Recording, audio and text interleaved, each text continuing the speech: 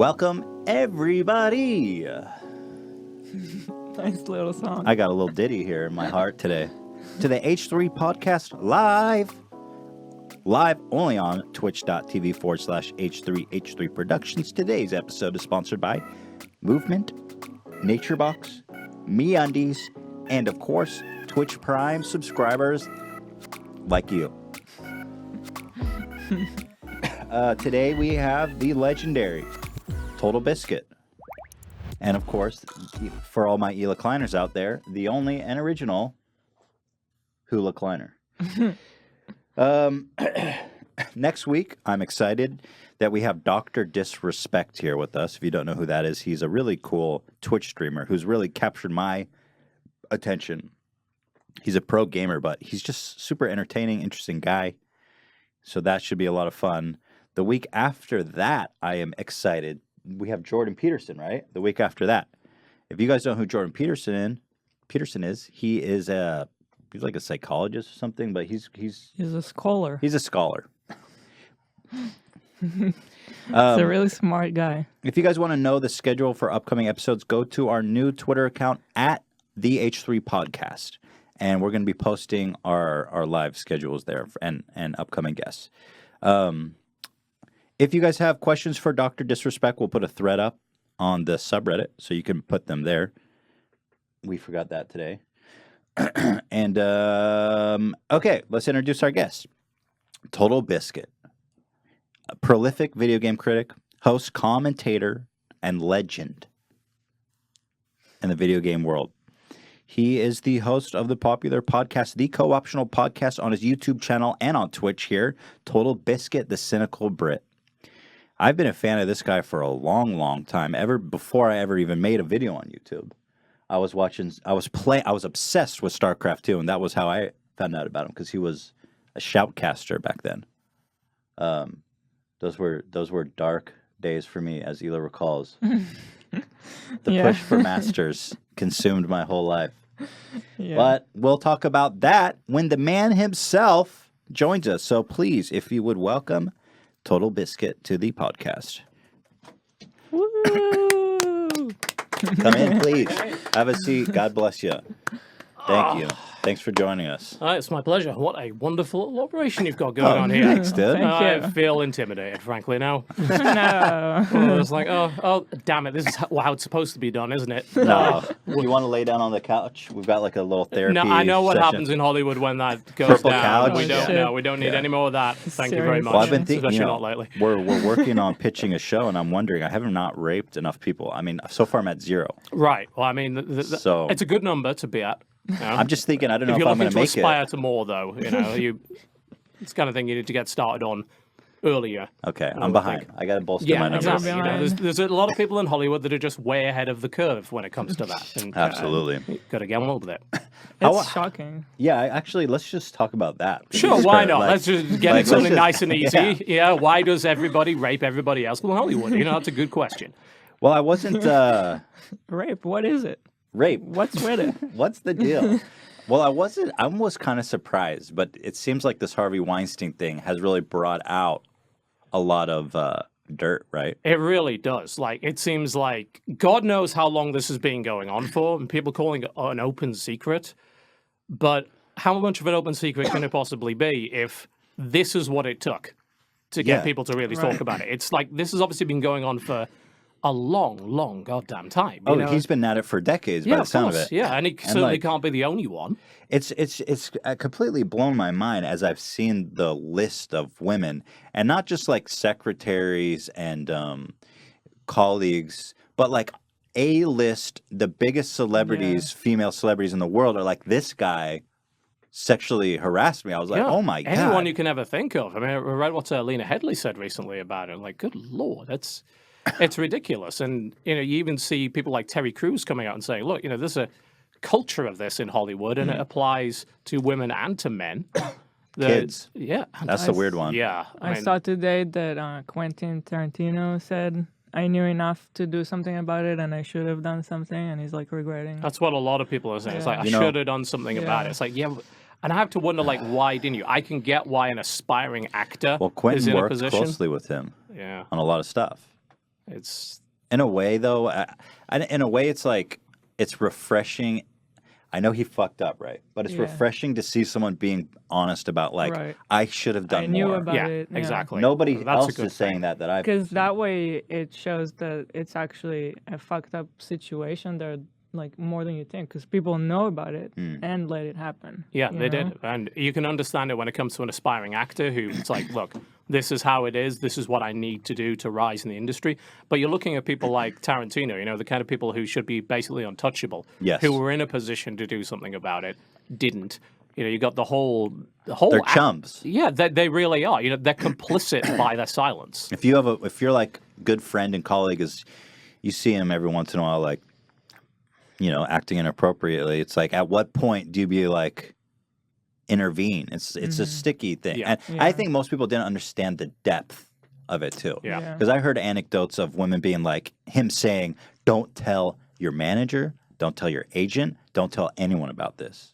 And it's like, holy shit, It's scary. that's some rape, Yeah. some good certified rape. Yep. A lot of that. What do you think? Do you think that the power of the position made him more rapey, or do you think the position is what he was already a rapey guy, and the position of power is what attracted him to go there? God, it's hard to say, isn't it? You know, there's the whole idea of absolute power corrupts absolutely, but there's got to be something wrong with you at some point, you know, because there's Yeah. got to be plenty of people that do not do that. I'd like to think Despite- so. You'd like to think and have a little bit Yeah. of faith in humanity left by the end of the I'd show, like right? to hope you know? so, sure. You'd like Yeah. to think that there are not people that do that, despite having a position to be able to do that. Yeah. So, you know, it sounds like the guy was a piece of shit. And unfortunately got into a position where he could be a piece of shit to more people. Yeah. Yeah. And then have other people cover his ass, which is in itself even more disgusting. The fact that he could do it for so long and so consistently and just think that he was going to get away with it was pretty incredible.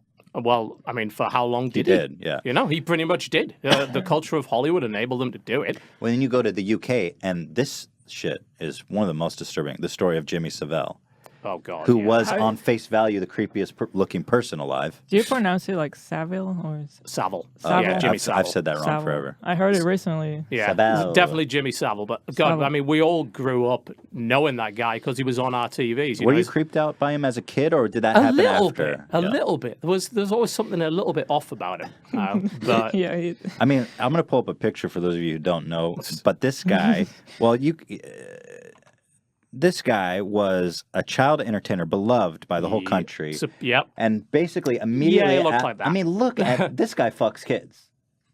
It's Now- more now than that, it's you known. know. He's beaten and raped a 12-year-old girl during a secret satanic ritual. Now, this is a guy that Oh, wore That's- little red spectacles and had a giant cigar in his mouth, like he was a larger-than-life children's entertainer. And apparently he did that. And he also chanted Hail Satan. Bear in mind, this is on the Express. That's not a tabloid. Like, that's a real newspaper in the UK that's Talking about relatively satanic well respected, telling us that child Jimmy rape. Savile was involved in a satanic child rape you know what he wrote scenario. on his tombstone that was really disturbing? It was fun while it lasted. God damn it. That's so. Anyway, as soon as this guy passed away, apparently all of a sudden All of everyone's it- like, "Oh yeah, that was the most evil man alive." But he never had. No one he ever got said- his whole life. Yeah, no, I never ever said that faced while him I in was the alive. light. Because he was No, so he was untouchable. famous, He was yeah. goddamn untouchable. Yeah. Yeah, as I say, I was in the era of kids that grew up watching that guy, and we'd have never considered that. Apparently, we're all really bad judges of character. Yeah. Oh well. Well, Oh, well. any, Nice hey, bright start to the cheery, show, cheery innit? Yeah, stuff. indeed. So I want to start by talking to you about. Well, I found you through my love of StarCraft 2, and I love that you're wearing the StarCraft 2 hat. Yeah, there's got to be someone that continues to represent that game. God Yeah. knows nobody else does. Well, I stopped watching a long, long time ago. I mean, I must have stopped playing and watching it it must have been 3 or 4 years ago. Yeah. At least, or it was before we even got married, so it must have been over 5 years ago. But I found you through my love for that game, and it's just really surreal to be sitting with you now because I was making videos, or I was not We making weren't. videos. Yeah, you I didn't were. even Yeah. think about making Yeah, videos. you know, back you then. started in the grand scheme of YouTube. Yeah. You started relatively recently. Yeah, Yeah, we that's didn't true, even yes. know back then. We didn't even know that there are YouTubers in the world. Yeah, kind of. That's kind of true, yeah. But now I just want to, because I had kind of a falling out with StarCraft. Yeah, And a lot of people did at some point.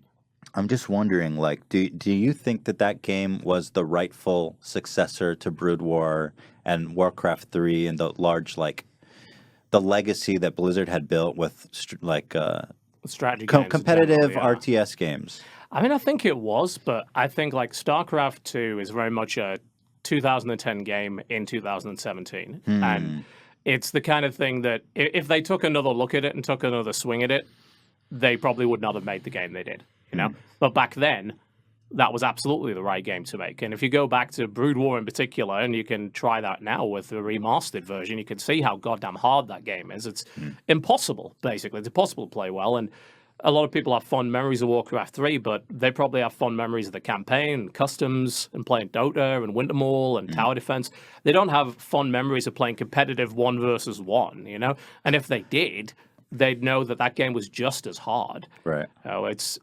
It's about making a game that has, like, seemingly infinite depth and then trying to get people to continue to play something like that in 2017. That's really hard to do. I mean, Dota and LoL are still really hard games, right? Yeah. But the barrier to entry is kind of a lot lower. You just got to control one dude, make him do a few different things, not a whole freaking army. I mean, someone described StarCraft recently as, I think, you're the commander, but you're also the troop trainer, the logistician, the guy who orders the ration packs, the guy who orders the spare underwear for the soldiers. Like, you're everything. You're micromanaging every tiny little part of everything in that game. And it's too much for the vast majority of people. And I don't blame people in the slightest for that. Interestingly, I found StarCraft 2 to be probably the best spectator experience I ever had from an esport perspective. Surprisingly good for that. Like, people maybe who've never watched it before think that it's a really complicated thing, but I always liken it to this idea of kind of watching a sports game, like a field game, like football, from up above, right? You know, you might not know a damn thing about football, but you know if that team is on the other team's side and has the ball, they're probably doing pretty damn well, right? I think that's very similar with StarCraft. You know, you got your red guy and your blue guy. Your blue guy's got a big army in red guy's territory and stuff's exploding. Yeah. You know, he's probably doing pretty well. Yeah. And I think that's actually surprisingly easy to understand. And then you throw a couple of good broadcasters Yeah, the on there. broadcasting scene was great. I really think it still is for the guys who are still around. You know, a lot of people went and did other things, but we've got some old school guys who are just very, very good at their jobs. You know? So I wonder, is it the fate of every esport to eventually fizzle out and be replaced by something else? I think so. Will there ever be a game that has this long-standing stature of one of these classic world sports? I don't think it's ever going to happen, right? Like, there's too many games that follow trends. If you look at, you know, the way PUBG works right now, right, and the huge swell of interest in PUBG and battle royale games, and you think, right, well, there's going to be an esports scene about this because it's even if it's a weird thing to make an esports game of, it's too popular not to, right? Sure. It was like Hearthstone. It's like Hearthstone's garbage for esports. It's like flipping a coin and then giving someone $100,000. Yeah. But so many people wanted to watch it anyway that they made a scene out of it. Do you think games like that harm the overall goal of esports? I don't think so. Like, I think you can watch anything competitively as long as you're having fun watching it and people having fun playing it, then it's totally fine. Because when you think about esports, you think of like everything, right? Yeah. But how do you get it to be taken more seriously? I mean, I think it already is. Like, if you look at what's happening, like with Overwatch League, $20 million buy-in, and the people have actually bought into it from the NFL, from the NBA. Stuff just happened with League a few days ago where a bunch of popular teams got kicked out because they all agreed to do franchising for the LCS, which is the big League of Legends league. And there's guys from the NFL and the NBA buying in with millions and millions of dollars. They're taking this stuff seriously. And even if you've got a bunch of games that do that, like, it's almost, you know, just like real sports. You've got your big sports, and then you've got stuff that maybe 100 people watch. Yeah. And they're still a sport, and some people still enjoy them. And, you know, if 100 people watch StarCraft in 5 years, then 100 people watch StarCraft in 5 years. But they're still having fun with it. Right. You can make a competitive scene out of pretty much anything. You just got to have people passionate, you know. Ask the older Age of Empires guys. They're still playing. That's incredible. Yeah, they're still playing. That stuff still happens. So I think it'll be around forever, but as to how viable it remains as an esport, it's going to depend on how long the money keeps flowing in, you know? Once that stops, then it becomes an amateur sport because there's nothing to keep people playing full time. So do you think that esports are headed generally in the right direction? And like, where would you see it in the next 10 years going? I mean, it's frankly the way esports are going right now is scaring the shit out of me. Why? Like, especially with the LCS thing over the last few days. You know. Can you explain that? So I've been out of the league scene for like a few years, so it's going to be a real layman's explanation. So people will no doubt point out that I'm wrong on a few things, but the basic level of it is that for LCS, they had a bunch of teams in there. Can you? What is the LCS? So the LCS is the main League of Legends league, right? I think League of Legends Championship Series, like, and they've got their big Worlds event, which is going on right now, which is their World Championships, where all the teams from the different regional LCS get together and America loses and Korea wins. But in the case of LCS, they agreed to do franchising, and a bunch of popular teams just lost their position in the league, and a bunch of guys just came in. And it was based on decisions other than how good they were. It was based on like how financially solvent the organization was. Like guys coming in from the NBA with big money. It was Riot, the game developers made that decision. So there's a team called Immortals that has a really, they were very successful. They were doing really well in the LCS. They were winning a lot of games. They just lost their position in the league because apparently they have put a ton of money into this new Overwatch League, which by all accounts is a $20 million buy-in. Like, it's massive. And Riot was concerned that the Immortals team is based out of LA. Riot is also based out of LA. And they have a lot of investments into Overwatch. And they're thinking, well, we don't know exactly why they weren't allowed into the league, but there might be concerns that they've spent too much money somewhere. Like, that's all venture capital. They see them as like investing in a competitor? They could. There's been some speculation about that because of their, like, in OWL, with stupid name, Overwatch League, they're like, the teams are not going to be named like Immortals. They're going to be named after the city they're based in and the franchise they bought, right? So this is the LA franchise. Right. So Riot's based in LA. They might be a bit uncomfortable about that, but they might also be uncomfortable about the idea that they've just spent a bunch of venture capital and they might not make it back. So they're thinking about the financial solvency of this team, and they're like, well, what if a team in our LCS goes insolvent? That's really shitty for the LCS. And if you look at that, it's like, this is big businessmen and big money taking over what was very much a grassroots thing. Right. And has been a grassroots thing really up until the last couple of years. So, it's scary. Is that a good direction? Because if you look at the NFL, you look at baseball, you look at basketball, whatever, this is like, I was watching a news report or listening to something about like how Americans spend their money. I mean, sports is like the sports industry is huge. It's the enormous money, right?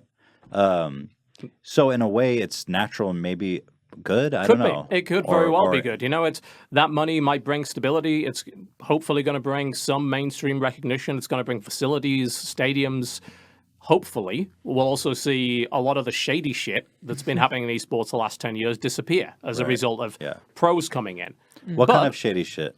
Like cheating. I mean, I know there's. Like, have you got 10 hours? Yes. Yeah. No, what's like the spiciest to come to mind for people who are listening who don't know anything about esports? Like, I think it's interesting just to get in because everyone understands how sports work. But this is kind of different and weird. So much. There's the small stuff like players not getting paid by their teams, all the way up to shit like. There was a literal fake tournament. I think it was in Malaysia. It's called the PPSL. And like there were guys that flew out for this event and then got mugged and had their passports stolen. What? Yeah, there's some crazy That's shit. That's spicy. Oh, there's some crazy stuff going on that happened with StarCraft, that's happened with Counter-Strike and everything as well. And a lot of this is because these organizations are run by the scam artists, amateurs, There's been tons of StarCraft players that were brought onto teams that just, the guy just disappeared out of nowhere. I think... can't remember the name of the organization, but there was a guy who just vanished overnight. Like, the player was asking, well, where's our money? Where's our money? He disappeared, and later it was rumored that he'd had a heart attack and died. But then there was a photo that appeared like a year later on Facebook of the guy. It appeared to be just living it up in like Taiwan or something. It's nuts, like, because there's no regulation. Right. Like, you can any old huckster can come in and do whatever the hell they like. Interesting. So it's a mess. So maybe this will help, but also... if you've got any ideas about growing a little, community-supported team, a grassroots team, that's going right out the window when stuff like Overwatch League is asking for $20 million to buy in. It's never going to happen anymore, is it? It's going to be guys that are already established. I wonder if, I think, basketball and baseball in their infancy probably went through something Probably very similar. Yeah, and I imagine they also had their corruption scandals and all sorts of shit that happened there too. Yeah. We'll see it. We'll definitely see it. So what do you see as the greatest hurdles and challenges facing esports now? I mean, I think it's going to come down now to, can you get enough viewership to actually finance the amount of money they're throwing at it? Right. Because they're seeing big growth in the future. They're seeing enough growth to get a venture capitalist to throw $20 million at a team. Yeah. They're seeing enough growth for an NBA owner to own a team, pay money. Question is, which game are they going to invest in?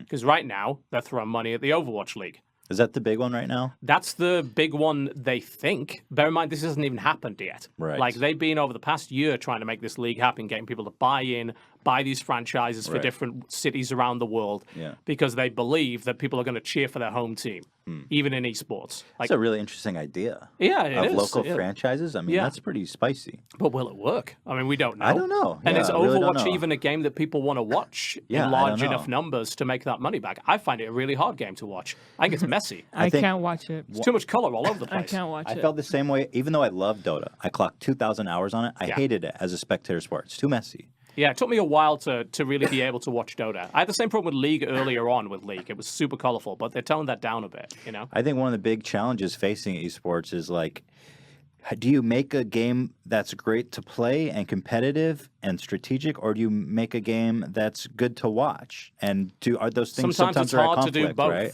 Yeah. Sometimes it just takes a lot of work. I remember tricky. Remember when CS:GO first came out? It was garbage, both to play and to watch. Now it's so good to watch. Yeah. Like, it's I so agree. crisp and clean. You can easily see. Anybody can see what's going on, even if you don't understand CS:GO.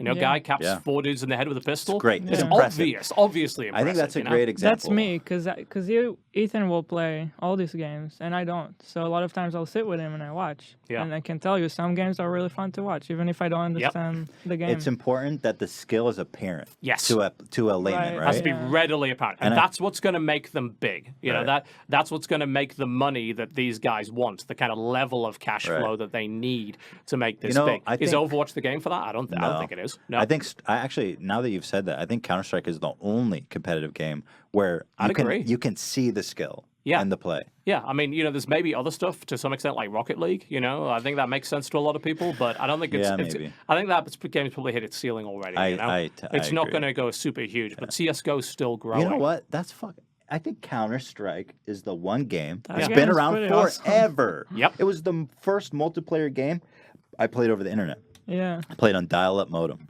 And it's still really? Still the king.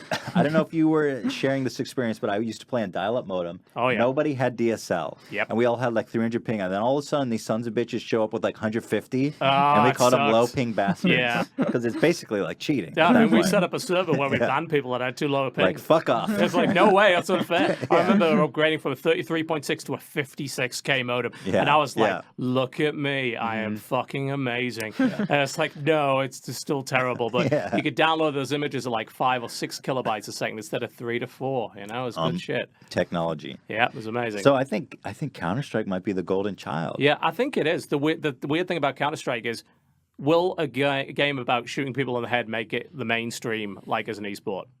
Because there might be some opposition to that, you know? That's Well, football, these guys are literally killing each other. right. True. This is a virtual Wait, killing what each about other. like fighting? Like Yes. Yeah, I mean, maybe the acceptance of wrestling- MMA. I mean, Yeah. you're still not capping people in the head with a Desert Eagle, but you know, there's probably some But- more acceptance for a but bit more those are blood real sport. people. Yeah, I know. The problem video is, It's huge, too. yeah, it's when you. I see what you mean, though. It'll be- And yeah, it's just generally- it's just general acceptance. We're still in a place where people are blaming video games for stuff, right? Yeah. You know, the NRA brought that up recently about the Vegas shooting.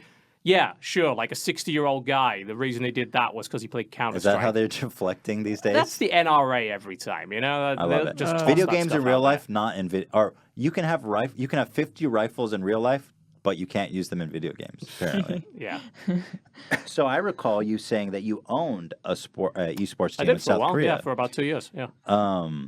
What did you learn about esports by owning a team? It's very expensive. That's probably the first one. How? Like, because it seems like a You, low like- cost thing. What cost you money? So we had a team house. that was based in Seoul, Korea. Seoul is not a cheap place to live. Sure. So we needed to locate it relatively close to the studio where these guys were playing the Global StarCraft League, which was the big Korean league at the time. You've got to obviously pay a monthly salary, upkeep on the house. So What do you pay those guys? I mean, at the time it was like anywhere between $1,000 to $1,500 a month, like not So a lot. it adds up though when you have like 10 guys. Yeah, exactly. You don't need that many for like StarCraft because it's not a team-based game, but you need enough people together that they can practice together and be good. So like at the time we had 6 players on our team. So that was costing a bunch of salary alone. It's not too bad to hire them for that at that time because they're not paying for food, they're not paying for rent. So these are guys who haven't gone to university yet or are delaying university. They're just doing stuff before their military service, really. Right. So they don't really need a lot of money. In but Korea, then, you have the mandatory mandatory 2 military or 3 service for 2 years. years. Yes. So most of our guys had actually already done it. We had like some older players. But they were fine on that because, of course, we gave them 100% of the prize money. So it's a very if they win 10 grand in a tournament, then That's sweet. that's some So sweet where did you cash. make money from Yeah, where would sponsors? you- Sponsors, yeah. We had a few sponsors. Like, did we ever break even? Barely. I must have tossed $250,000 into that hole. And you broke Really? even, Eventually. but probably with a lot of work at the point where you're like this. Yeah, fuck, I mean, it was a massive time sink. I mean, even just booking flights and hotels for these guys to go to international tournaments, Right. bearing in mind you're dealing with people that didn't speak a lot of English. Yes. Even their passports, they have their names backwards. We had God knows how many problems with that. It's like, we can't get on the plane because the ticket says, it's got the order on a Korean passport is like something like surname first, then middle name combined with first name. Or something like that. So they're Right. like, this isn't the same person. Like, it is. They just write it differently. Right. So there was all of that crap. And, it adds up real quick, and trying to find enough sponsors that will pay you enough money. And then, of course, Sure. it comes down to, are my guys on big stages where they're getting a lot of publicity? Are they winning? And more often than not, no, they weren't. It's hard to get those really good guys because you got to pay them more. They expect more, right? And even then, the best player in StarCraft 2 isn't winning all his matches, Yeah, of a course. champion often goes into a slump. Like, I let's know- take Bjorn, 2016 Yeah. world champion.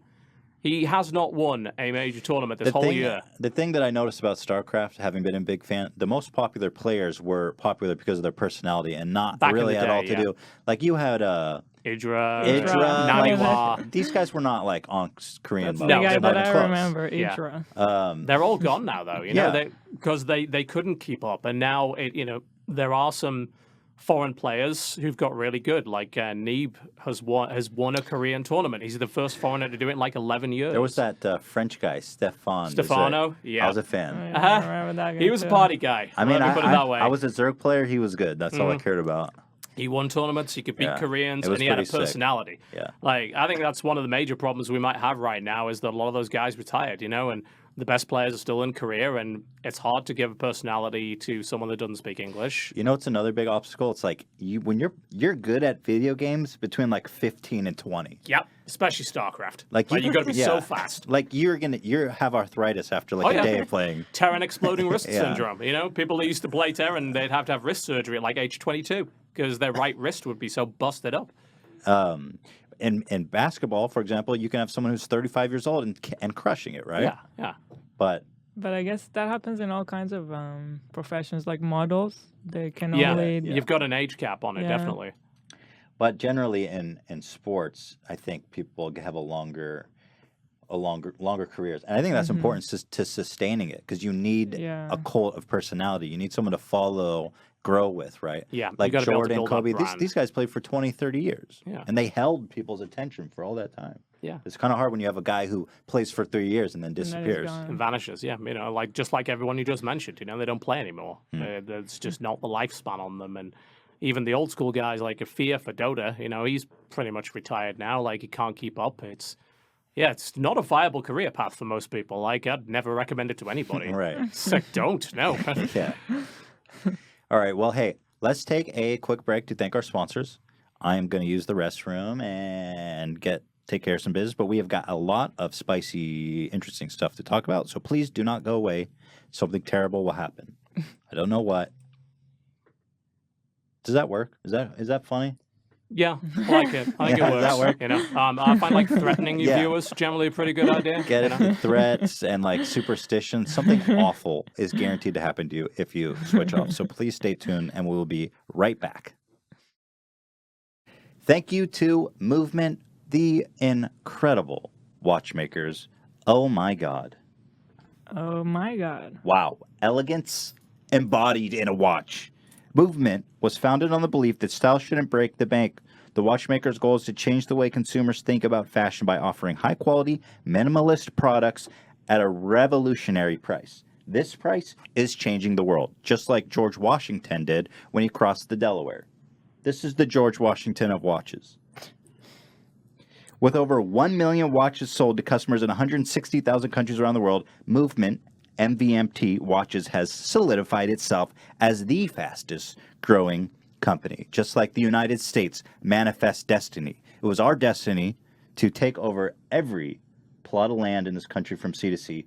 So is it Movement's destiny to completely destroy the competition in the watch game, right, Eula? And please don't forget that they're also destroying the screwdriver game. Oh, that's true. What did it includes? My favorite screwdriver. Look at this. This is unbelievable. Like I like to joke, they're selling adorable screwdrivers that come with watches as accessories. Listen, this watch is insane. I walk around, I get underwear thrown at me. People look at me, and I can tell. I'm like, oh my God, am I having a good hair day or something? And then I'm like, oh, they're just looking at my watch. So this watch is awesome. And the price is incredible. These watches start at $95. At a department store, you're looking at $400 to $500 for a comparable watch. Incredible. Listen, Movement figured out that by selling online, they were able to cut out the middleman and retail markup by providing, and they provide the best possible price. They've got classic design, construction. And if you go to mvmt.com/H3, you get 15% off with free shipping and free returns. If you're trying to classy up your look, you need some gear, go there. Go to mvmt.com/H3. You will not be disappointed with this wonderful, high quality, sleek, and it also comes with a great little screwdriver that like the watch gets them to your house. The screwdriver seals the deal. You're like, hey baby, check out what I've got. Next. Let me see that chastity belt. I'll tinker that right open. You know what I'm saying? Anyway, thank you to the Movement MVMT for supporting it. If you're in the market for a watch, please please consider supporting us by supporting them. God bless America. Next up, this is possibly the best copy I've ever gotten in my time here. MeUndies, friend of the show, benefactors, wonderful people. They make the softest underwear, socks, shirts, hoodies. They make it soft, just like your heart, you softy. But here's what so MeUndies makes underwears your butt will be proud to wear. And check this out. We're not the only ones who love MeUndies. Listen to what this sweet young man, Christian, had to say. This is a note from Ryan. Wait, this is Ryan. Sorry, that's not Christian. This is Ryan. Childers, an H3 listener and MeUndies fan. Now they're like, here, this is the best comment that one of your fans said. Just read this. This is the best endorsement for this product you can get. When I first heard Ethan read a MeUndies ad, I thought it was an Irish person trying to say MeUndies. MeUndies. However, after reading many online reviews about how soft and comfortable they were, I decided to finally pull the trigger because I wanted a pair of those life-changing undies. When I slipped on my first glorious pair of MeUndies, I felt like the clouds had parted in the sky and a beam of light illuminated straight up my ass. He actually said up my rear end, but I'm dramatizing it a little bit. They were so comfortable that I knew that the world would never be the same again. Because of MeUndies, my ass is a whole lot happier. To Ethan and Yela, that's me and you. Thank you for doing such a great job and for always sharing your sick memes with listeners like me. Oh, thanks for that. Appreciate that. And I actually fully endorse that. I mean, listen, I plan to have kids someday. I got to cradle the junk with the best possible. That was a great comment, by the way. Yeah, that was really nice. Mr. Ryan or Christian? That was written by Ryan Childers. So who's Christian? Christian is God. Jesus. Okay. Yeah, he's watching. He's a MeUndies fan as well. Rumor has it that the robes he was crucified in were made of modal.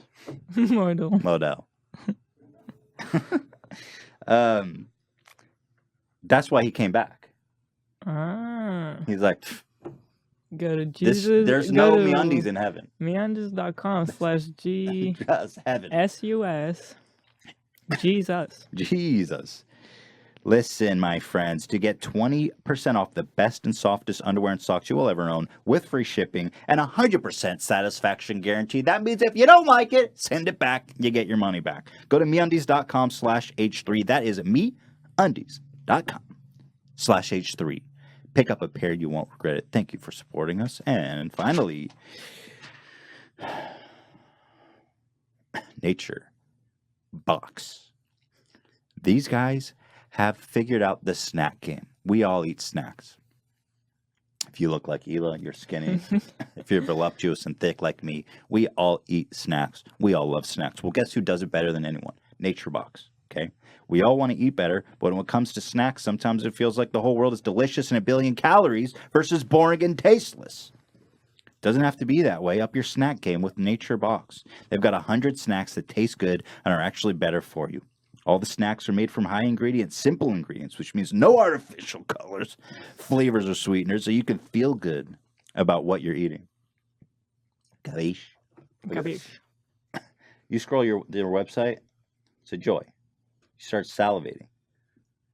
Top sellers, probiotic power mix. That means it makes you, I think we spoke about that, but probiotic, it's like good bacteria for your asshole. Mm-hmm. It's powerful stuff. There's a lot of science going on about probiotics these days. They think that that's the real cutting edge of health. I could probably step up my probiotic game. I'm surprised that dried mango is the most popular, to be frank, but hey, if that's what you're into, I'd skip right past that and go to the sriracha roasted cashews. That's my jam. You try those. It's a little spicy, a little sweet, a little salty. Forget about it. Okay? But whatever it is, you're sure to find your new snack obsession at Nature Box. They add new snacks every month, inspired by feedback and the latest food trends and professional chefs, guys. It's so simple. Go to naturebox.com, choose the snacks you want, and they'll deliver them right to your goddamn door. There's no risk. If you don't like it, don't eat it. They'll replace it for free. So listen, go right now to naturebox.com/H3. Get 50% off your first order when you go to naturebox.com/H3. That's 50%. Half off. Do the math. It's unbelievable. naturebox.com/H3. You're not going to regret it. So thank you to our sponsors. If you're in the market for a watch, some underwear that's comfortable as ever, and some wonderful, healthy, and delicious snacks, consider supporting our sponsors to help support the show. And now let us return with your boy, TotalBiscuit. Welcome back, everybody, to the H3 podcast with TotalBiscuit. When I had Video Game Donkey on last week, and I asked him, what does he think the state of gaming is in? And he said he thinks it's better than it's ever been. How do you feel about that? Do you agree?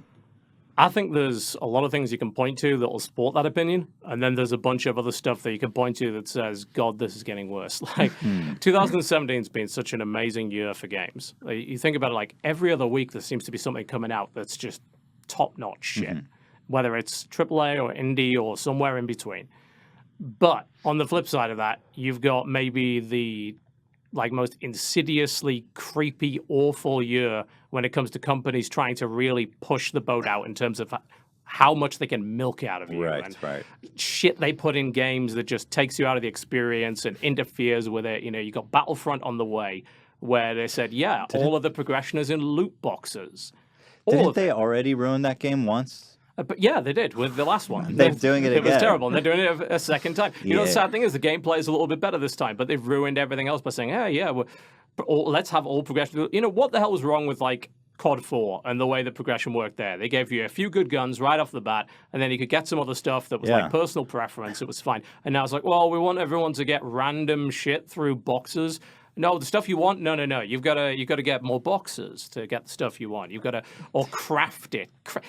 The next person to say craft something in video game, I just want to strangle them. It's not crafting. It's a pile of fucking random ass currency that you come up with. It's like you're not crafting anything. You're just clicking a button. You're crafting $1.25 out of your wallet. Indeed. Into There's no couple pixels. creativity in it. It's crafting. Dude. Yeah, We've got a crafting. question from Single Mom 95 that is related to this. Single Mom, are you there? And I love that name, by the way, too.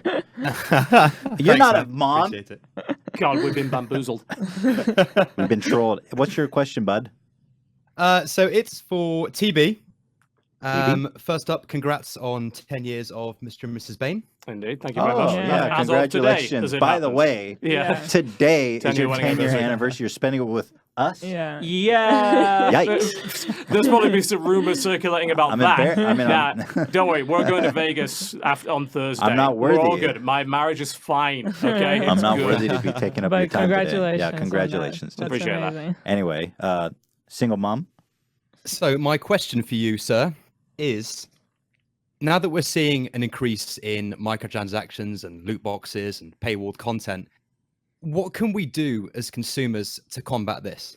God, it's a hard question Cool. because. Thanks for the question. Sorry. Thank you very much. It was a good Appreciate question. Thank you very much. Appreciate that. So, the first instinct of anyone saying, well, we should stand up as consumers and boycott things. And then you realize that makes not a damn bit of difference because Battlefront, as shit as that was, sold 12 million copies. Are you freaking Yep. kidding? It's terrible. That's it's a really unbelievable, isn't it? shocking. Yeah. And this one will probably sell a bunch as well. And we really can't make much of a difference in that regard, right? But I'll tell you this for a fact. What shareholders in these large companies You can move it forward. really, Told you a little bit. really, I you keep go. forgetting it's 7B. It needs to be in my face. There we Yeah, go. yeah. What shareholders of large companies really, really don't like is a ton of negative online publicity. They don't want to be seeing that kind Right. of thing. And AAA is beholden to the shareholders. So when things like the loot box controversy around Battlefront came out, you can bet your ass there's a few shareholders at EA saying, why are there all these negative news articles about this game you're making? Why does their game on Steam have 30% like? Exactly. Why are all the reviews in the toilet for this? Why is our Metacritic rating tanked because of all of this stuff? They do care about that. Why is our Metacritic rating only a 90 or a 85? Yeah, indeed. Well, let's cancel bonuses of the team. Let's fire the dev team as well. Obviously, it's But useless. hasn't that been happening forever where these games, like if you go to Metacritic, well, they always have like 90s no matter what, but the user review will is be like down. in the yeah. tank. They call it meta bombing. I think meta is the bombing. yeah, that's the name of it. Just review bombing in general as well. And But that's been happening, and it doesn't seem to have dissuaded companies like EA. I think Has I think it has slowed them down. Like Okay. EA had to make a statement a couple of days ago, backpedaling some of the loot box stuff for Battlefront. Did they fix it? No. Is it better than it was? Yes. Maybe they fix it more if there's more pressure applied. The problem is you could get every like hardcore guy that listens to this show, reads all of these forums to boycott a game, and then everyone else just goes out and buys it anyway who isn't Sure. included into Yeah. that shit. Yeah. So really, all you can do is make a bunch of noise Right. and say, look, this is unacceptable. This is nonsense. Go write a forum post about it. Go Right. make a negative review for the game if you truly believe it actually makes a difference. Like it's depressing because you think, well, I can't do anything. And like you're think- probably right. I think it does do something. I think it does make think a It difference. takes some time. Yeah. You don't see it immediately, but maybe like within a year, it does do something. Well, I can tell you from my point, when I go and when I consider buying a game, I'll briefly look at the reviews, and if I see that, I'm passing. Yeah, and some people will as well. And it's Yeah. great when people do that. And I think your point was really valid when you said maybe it doesn't happen overnight. Well, Yeah. maybe the next game, or maybe the thing they do in a year's time, maybe there's a change there.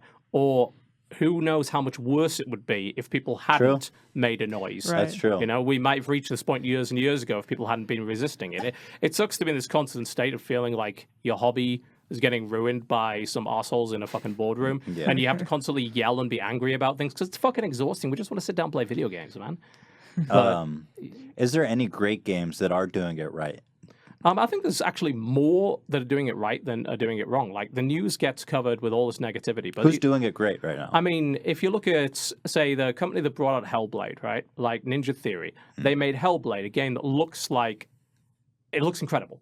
It looks like a AAA title. They released the thing for $30, single player only, no microtransactions, How's it called? no DLC. It's called Hellblade. Hellblade, go buy that game. And it's incredible. And you think, right, they made that on their own, without a publisher, with no bullshit. It got really well reviewed and it sold really well. Look at Cuphead. Sells 1 million copies in a week. Unbelievable. Cuphead looks so good. Yeah, that game's really cool, actually. So beautiful. Look at stuff like that. But the thing is, the stuff maybe not as incredible as stuff like that, but good, coming out every single week. And there's stuff to support. There's, go and have a look on Steam, find something that looks interesting, give it a try. You don't like it within 2 hours, refund it. Give some attention. True. If you think these AAAs are bullshitting you, go play something by an indie, because there's tons of interesting stuff out there. It's really looking for your attention. Support that. So let me switch gears a little bit, because I know you've been on YouTube.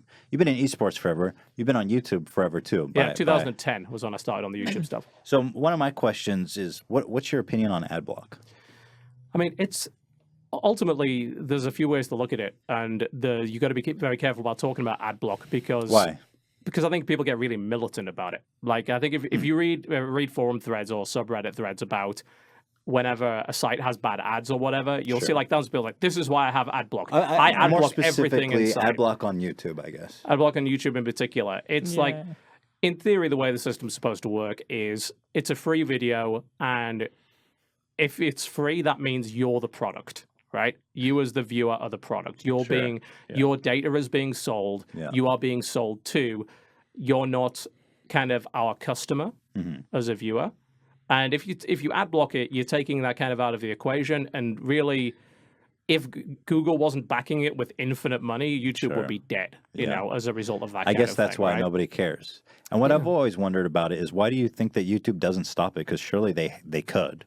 I think they could get more aggressive with it, but I think they're afraid that if they get more aggressive with it, it actually raises awareness that ad blocking exists. Like, they're still very reliant. Yeah, it's like what I was saying earlier about, Battlefront sells 12 million copies, even though hardcore like gamers and people in the industry know it's shit.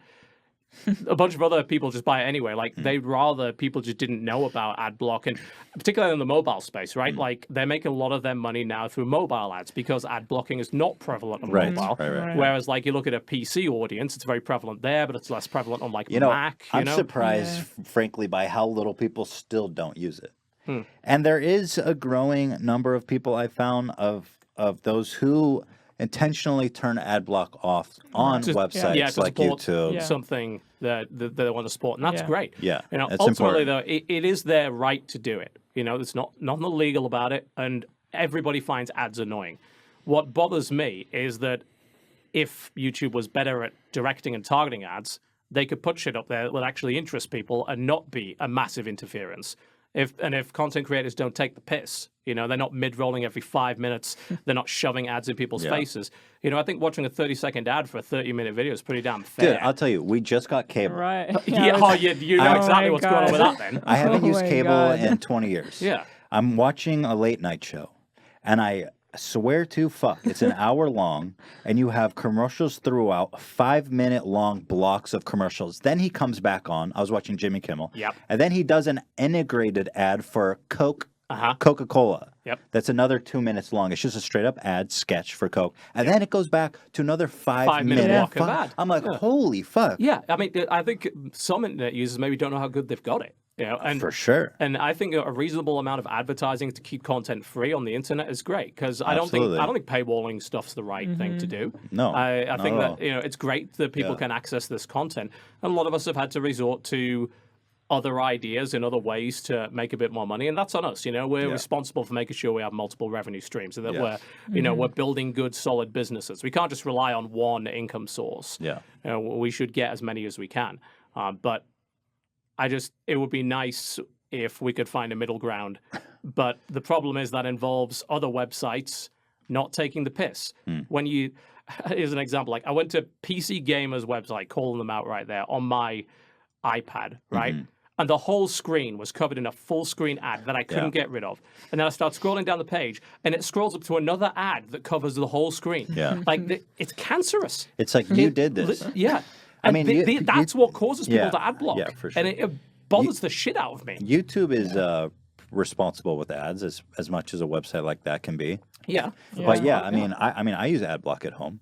I disable it on YouTube. I do. Yeah. And I got YouTube Red. I thought, that's the best way to, yeah. if you offer a service like that, then that's cool. I use that. Yeah, I have it on one account and on another one. Yeah, on the I other have it one we disabled. don't. But Yeah, it's not on my StarCraft account, so that reminds me to go back to my main one every time I see an ad. Like, what the hell? What's an ad doing here? Yeah. What happened?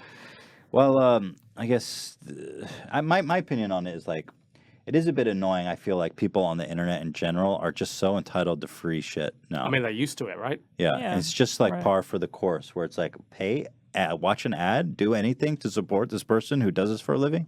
I mean, clearly none of us here are struggling, but in general, For smaller content There's creators, that's a just- big deal. yeah. That's the difference between being able to do this as a job and not being able to do this as a job. And yeah, I think it's just important to focus less on the people that choose to ad block and more on the people who are willing to support you in another way. Yeah, because sure. let's be honest, someone that buys a T-shirt, that's worth a lot of ads. that's worth like you know? watching. Yeah. You buy one T-shirt, that's worth watching like 10,000 videos. Exactly. So- It literally is, or, to use YouTube Red in particular, and I Yeah. hope they spread it out to more countries. Like, Red is really good for creators. We get a big chunk of change from Red. Yeah.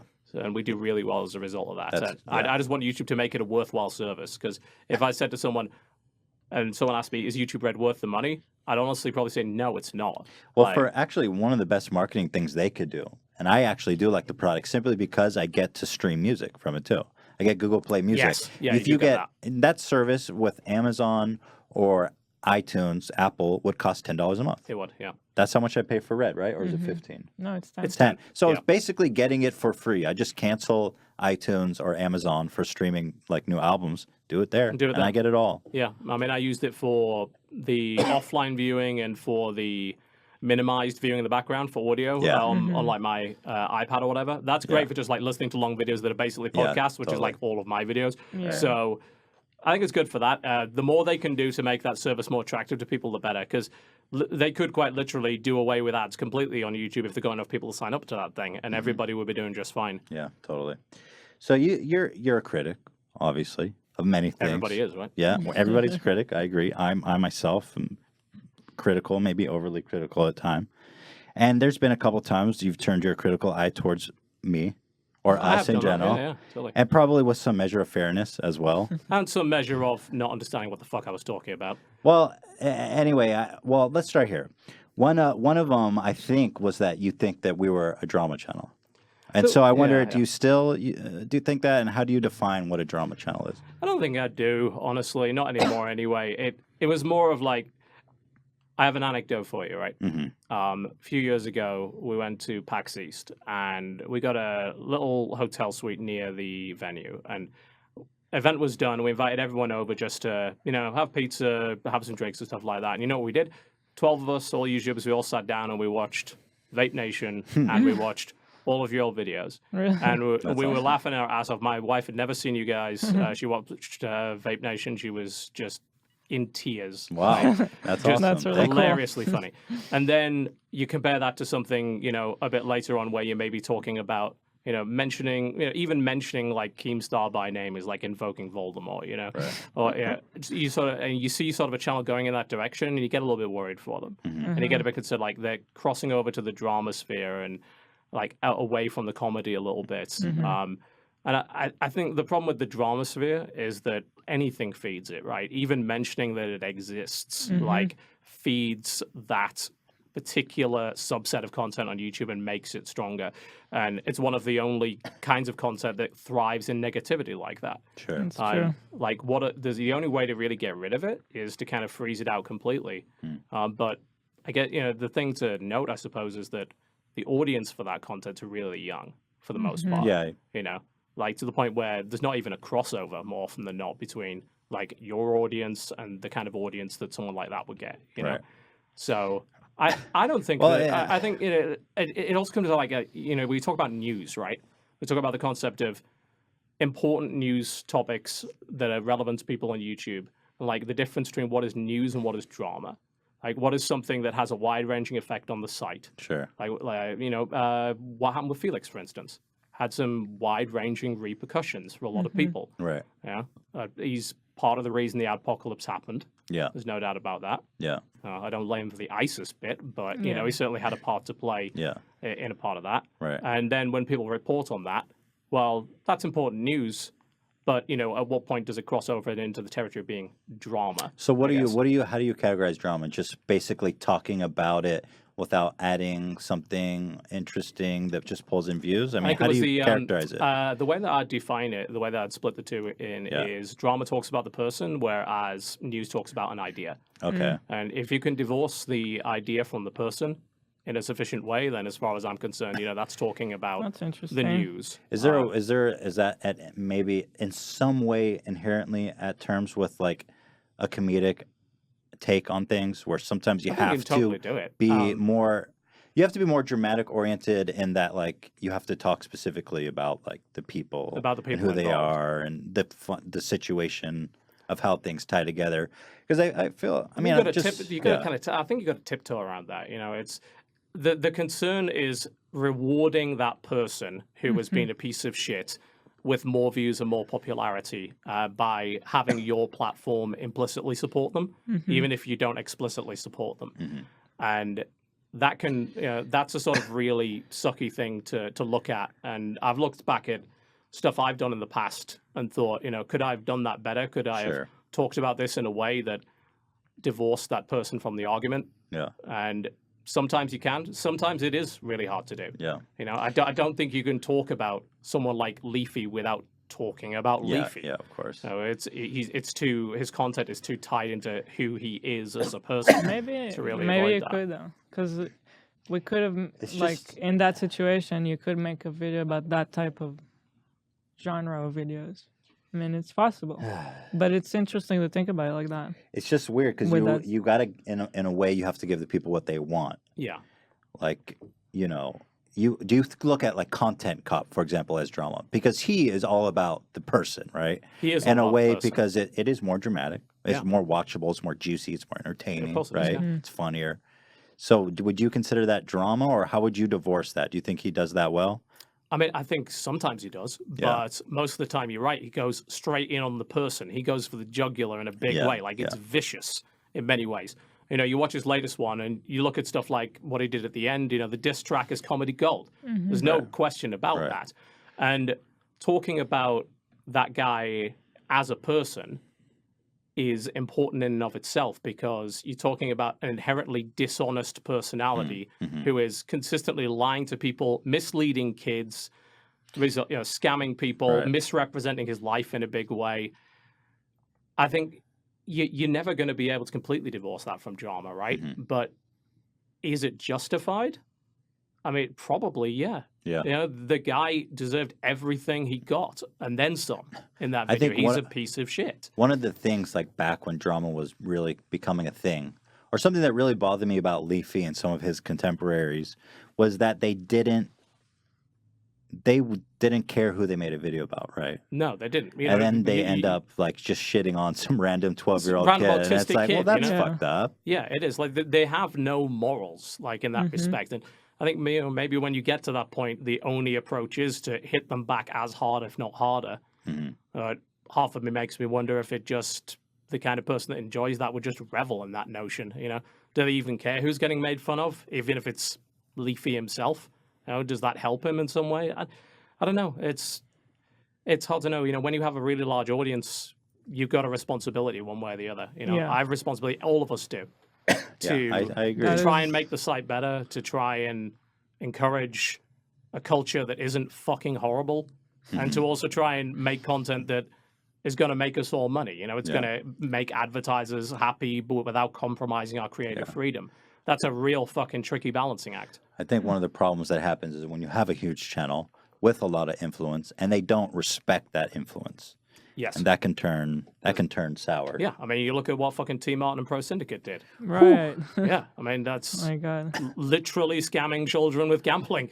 You know, Man, it is- that was that's some low basically stuff. that And was they like got out of rock it, too. bottom. Well, Yeah, they they're- did and they didn't. I mean, there's still the court As I case going understand, on. no, I think it was. I thought it was think I even dismissed or spoke something. to. I think No? it's gone. I think they've been As far dropped. as I know, Charges there is dropped. still a civil case going on, but the FTC ruling came through. And it dropped, right? They didn't fine them, but they did impose a bunch of restrictions. Like, apparently, if they ever want to do anything sponsored ever again, they literally have to submit all of this shit in writing to the FTC for like 10 years or some shit. I wonder if they would even do it though, because they were supposed to do it from the beginning. good question. Like Well- who's going to hold their feet to the Well, fire? hopefully the FTC. Yeah. I mean, you know, hopefully they've Yeah. pissed off the FTC enough that they're on their radar now. There's a little guy called Tarmac did a really good video where he analyzed the ruling, and there's actually some quite restrictive shit that has been aimed at both of them. And you would hope that now that the FTC has said you are going to play ball and you are going to do everything by the book, that if they step out of line, if they even fucking breathe wrong, that they come down on them like a ton of bricks. I'd hope now. so. That's what you would assume to happen from the Yeah, beginning. that's right? what you would hope. You know, I mean, I But think we all let's- imagine that they got sued for like and fined millions and millions of dollars, Yeah. but that didn't happen. You know, I think they're totally fine, as I understand it. But I think let's they are right now. let's circle back to that because I want to say there was another issue you criticized us for during the apocalypse. Sure. We made a video talking about how like YouTube's changing and we're gonna have to find different ways to make money. We can't make videos like we used to and generate the revenue. And I think you made a video saying that we were. I didn't make a video. Or no, I it was think a podcast. Yeah, Yeah. I think it was like a SoundCloud or Yeah. something. Yeah, it was Yeah. just a SoundCloud podcast where you were saying, or what was your point there? I don't know. I can't remember which bit of that. That was a 45-minute fucking podcast. Something about that we were, I guess, or your CPMs were good. Yeah, And we never it- showed our earnings, so you were yeah, like, that was what it was, and that was like totally fucking wrong of me to do because it's weird to look at your own data, think right, well, CPM should in theory be fairly consistent across Yeah. different regions. So if I'm looking at my data and I'm seeing strong CPMs and I'm seeing a good fill rate, and then you've got a channel that's bigger than mine, that's getting a lot more views than mine, that's getting, you know, very American oriented audience, which is the biggest ad market there is in the world. yeah. To imagine that a channel like that could go down as far as it did, and of course now we know that they did this demonetization shit that we didn't know about. They didn't, Yeah. mention They didn't it. even tell us. They would show that it was completely fine. Yes, they would. Yeah. And only till like this month they started showing that it was actually not. The monetized. yellow. Yeah, and But- because I didn't know about that, and Yeah. nobody did. This is Yeah. the real fucking problem. Nobody knew about any of this shit, Yeah. and YouTube didn't communicate it to people, Well, and they're still not doing basically, it. in a span of like 1 week, we went from making about $3 CPM to 25 cents 25 CPM. cents, yeah. And like, I mean, in your defense, we didn't show any of the earnings. Just that's generally just something we've Yeah. never done for whatever I don't reason. blame you in the slightest for that. It's like old school etiquette. I don't Yeah. know. Yeah, you don't share. I mean, it causes so much drama to even causes- share that information. Yeah. You know. Yeah. Yeah. I mean, there's no question about it. You know, and I'll cop to it. It was wrong to say that. You know, to bring that into doubt in the first place. Right. It was such Well, a fucking mess at the time. I and it still mean, is. I appreciate you saying that, but again, it's fairly defensible in a way because, and that's part of what was so sinister about what they were doing. Because you can have someone like you who you're like, I'm actually having a really good Everything month. seems to be good. And there were a few people like that. I remember we talked to a Casey few of our- Neistat. like Casey. He just thought we were all bitching. Yeah. And now, just last month, he's posting on Twitter like, "Fuck YouTube for not monetizing my video." Yep. And it's like, man, we've been getting killed out here for a minute. Yeah. But I guess that segues to my next point, which is that we're both critical people. It's part of our profession, what we do. Have you ever gone hard on someone or something, and later, with distance and retrospect, come to regret it, or be like, maybe that was not the right way to approach it? I mean, honestly, if I look back at a lot of my old stuff, if I could go back and redo a lot of my more negative videos in a way that was less based around the kind of firebrand, almost entertainment pundit kind of style of doing things, and just being a bit more constructive in the negativity, I'd probably do that. Like, I think a lot of my old negative stuff was like over exaggeration of, you know, oh, here's a really bad game. Look at how shitty this is. Ha ha ha. Like, I could have used that time to look at something that was better or at least more interesting, right? And you can rag on something and it's entertaining to just rag on it. But it's like, well, what purpose did it serve? No one was going to buy that shitty game in the first place. No one was going to care. And if we did criticize something, did we go too far to try, maybe to make people more interested in watching our videos by being hyperbolic? Yeah, totally. I think like the thing I've been considering over the last couple of years is completely killing the cynical Brit brand because I don't think it actually represents what we do anymore. I don't think it has for a while. It gives this sort of angry video game nerd vibe, which we're not. Right. He was always in it for the comedy. And that thing is like obviously a shtick, right? Yeah, it is. It's a persona. Yeah. I don't have a persona when it comes to critiquing video games. Right. Like there may have been a bit of one back then, but these days, nah. Okay. So I'd love to take a hatchet to some of that old stuff. I really would, and look at it and say, look, if either this game is a waste of time and we just ignore it because no one was going to even care about it. If people only cared about it because I told them to look at how shitty it was, You feel bad for like the devs, or you just think that it's not a good way to? I just think it's a bad way to use an audience's time. Like I wasted the audience's It's time on that entertaining stuff. though. Yeah, but it's not an entertainment channel, I mean, if that was the purpose Did of they the get more channel- views? Those videos? Oh, totally. Yeah. Okay. Yeah, of course they did. But I look at it now and like I really want to use that channel as a platform at a time where there is over 6,000 Promotes the good guys. yeah, instead or at of least the shitting on- interesting stuff, Right. Right. Because there's 6,000 Steam games coming out this year. That's unbelievable. 6 fucking Okay. thousand, Yeah. right? And there's a bunch of stuff coming out that no one's even looking at that's good. That's like really good. It might not be perfect, but it's interesting and it's unique and it deserves some support and a spotlight. Right. So, particularly over the last few years with the diagnosis and not being able to work as much, it's come really clear into focus that time is a very valuable resource, and not just my time, the time of the viewers. So I should be making something that is useful to them. Right. And poking, kind of doing the entertainment, poking holes in something that's obviously shitty, isn't it that? That's not useful. That's a good point. I mean, Yeah, that's a really I powerful definitely point, agree. I think. Yeah, that's cool. I can see that from the way that we make videos too. Like, are we gonna just find something that's like too obvious? I don't know, and just make a video about it, or really make an effort to find something more interesting? I mean, you're never going to hit gold every time. Yeah. Yeah. I mean, our goal is to entertain people. I know it's different, yeah, but still, we But it's also hard, have the yeah. way that we choose what to talk about. Yeah, it's honestly come to the point where we just don't make that many videos anymore on H3 because I refuse to force myself to react to something that just isn't. You don't have Either a fire for people it. don't Yeah. deserve to be made fun of, or it doesn't deserve to be shit on, or it's just not interesting. It's like, Yeah. Weirdly, sometimes those videos yield good results, but it's like you have to fucking tear it out of you. I want to ask you this question, and forgive What me. you got? Go for it. The moment that I posted about this on our subreddit, every single question was, "Are traps gay?" I know where that's going. Well, hold on. I'll try to take this in a direction you may not expect. I was like, "What the fuck? These people are relentless." Oh, yeah. It they was are. like every single, Absolutely. and thanks to our dutiful mods who cleaned it up and removed 99% of the art of the traps gay. But can you explain what Explain happened why there? they're doing that? Yeah. I could totally do that. So we run a little convention in the UK every year called CoxCon. It's started off as a joke.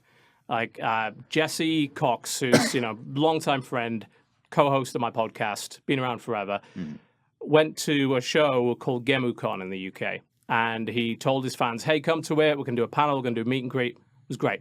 Second year, he gets more involved with them, and he tells people to do it again. Well, turns out the show cancelled, like right before the event was supposed to start, like literally a day before. They didn't have the money. So people were in the UK that spent money on hotels, that spent money on flights. They'd got nothing to do. Jesse felt personally responsible for that because he's endorsed that show. He told people to come to see him. So he's like, I'm going to make this right. And he took like 300 people to like an arcade and did a bunch of cool stuff on his own dime. And he said, "We're calling this CoxCon now." And that joke became an actual show. And he's like, "Well, I don't get over to UK very often. I really want an opportunity to connect with our UK audience and give them a place where they can meet us and actually spend some real time with us on a pretty small scale, nothing huge." So we made a convention that's like I think first year was 1,000 tickets, and then we expanded it to 1,500, and that's where we kept it. We could go much bigger than that, but we didn't do it, and we sell out every year. So it has this very small community feel. We know a lot of the people that come every year as a result of that. So third year in, and we have a mix of vendor stuff at the expo floor, panels, signing sessions, all the kind of stuff you usually expect at a convention. And Jesse opens the show. Everything's going just fine. There's like pretty much 1,200 people in the auditorium, I think. And he does his little Q&A segment. And some guy stands up and he goes just kind of out of nowhere, Jesse, so are traps gay? Right. Jesse has no idea what he's talking about. I saw the video. He just looked confused. Yeah. He didn't look angry or he was just like, he what? had no idea what this person was talking about. He's like, what? And there's like a little bit of nervous laughter around. Like we'd hot mic that audience. You watch some of the other stuff, the audience is loud. Like you'd be able to tell if they were happy. It was a lot of like cringy kind of, what? Kind of laughter going on. And he asks it again. And Jesse sort of palms it off because he's like, he can see people kind of getting visibly uncomfortable. And he just like takes it off on a tangent, and that's that. Okay. And our staff notices we have quite a few transgender guests that come, like they've been coming since year one. You know, regular people. They just come to the convention to have a couple of days of no bullshit. You know, to have a nice friendly time with a group of people that hopefully are all very supportive and generally nice people, right? That's, that's your convention. That's the environment we want. It's our convention. That's what we wanted to do. That's why it's a small private event. It's like we're not running PAX here. We're not running RTX. You know, we're not running 20, 30,000 people. Just 1,500. And the staff see there's a lot of noticeably uncomfortable faces. Like there's a girl who's really upset. She's crying. Sucks. And the staff makes the decision, like, what we're going to do about this. Like, we don't know why this guy said this. Is he here to troll the event? Like, is he here just to mess it up for people? Is he here to actually upset people?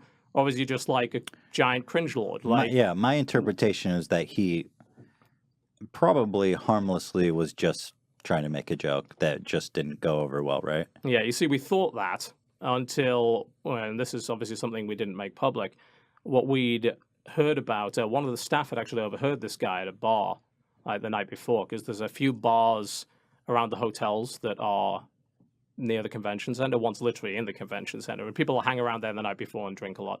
And apparently heard him talking to his friends about his plan to sort of say this. And this had come up later. I'm like, well, you know, we don't know for sure. He may have just said that while he was drunk. We don't know. One way or the other, we have some people who are uncomfortable at the show. Then they don't feel comfortable being here. We need to do something about it. We need to do something about it quick. And we need to do something about it in a way that everybody knows.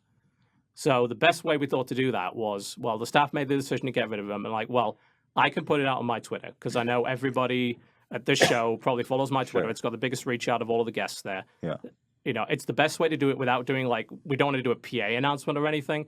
And we want to make sure we can find the guy and, you know, revoke his pass and stuff without causing a scene, without causing any problems. And that's what we did. I announced it. Well, I saw your tweet, and I guess a lot of people were saying that you started a witch hunt for this guy. Yeah, that's nonsense. I mean, basically what we asked for, because we didn't have a camera on the guy, so we didn't know what he looked like. So what we did was we put out a tweet saying, hey, does anybody know who this person is? Because what we wanted to do was to make sure the staff could go find him and explain to him why we were removing him and then remove him from the building. Like, we never released his name because, of course, we would never do that. I don't even know what his name is. I don't even know what he looks like. I had nothing to do with that. So I guess the crux of it, as I understand, is that a lot of people thought either you started a witch hunt or you overreacted to just a harmless joke. And I guess a lot of people were like, you should have just brushed it off and moved on. Yeah, and we could have done that. But there were also people in the audience that were upset.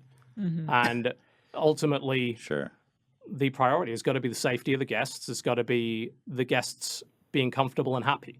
We just wanted this small community convention where everybody felt safe. So I found this comment by someone who I guess was offended by the way you reacted to that.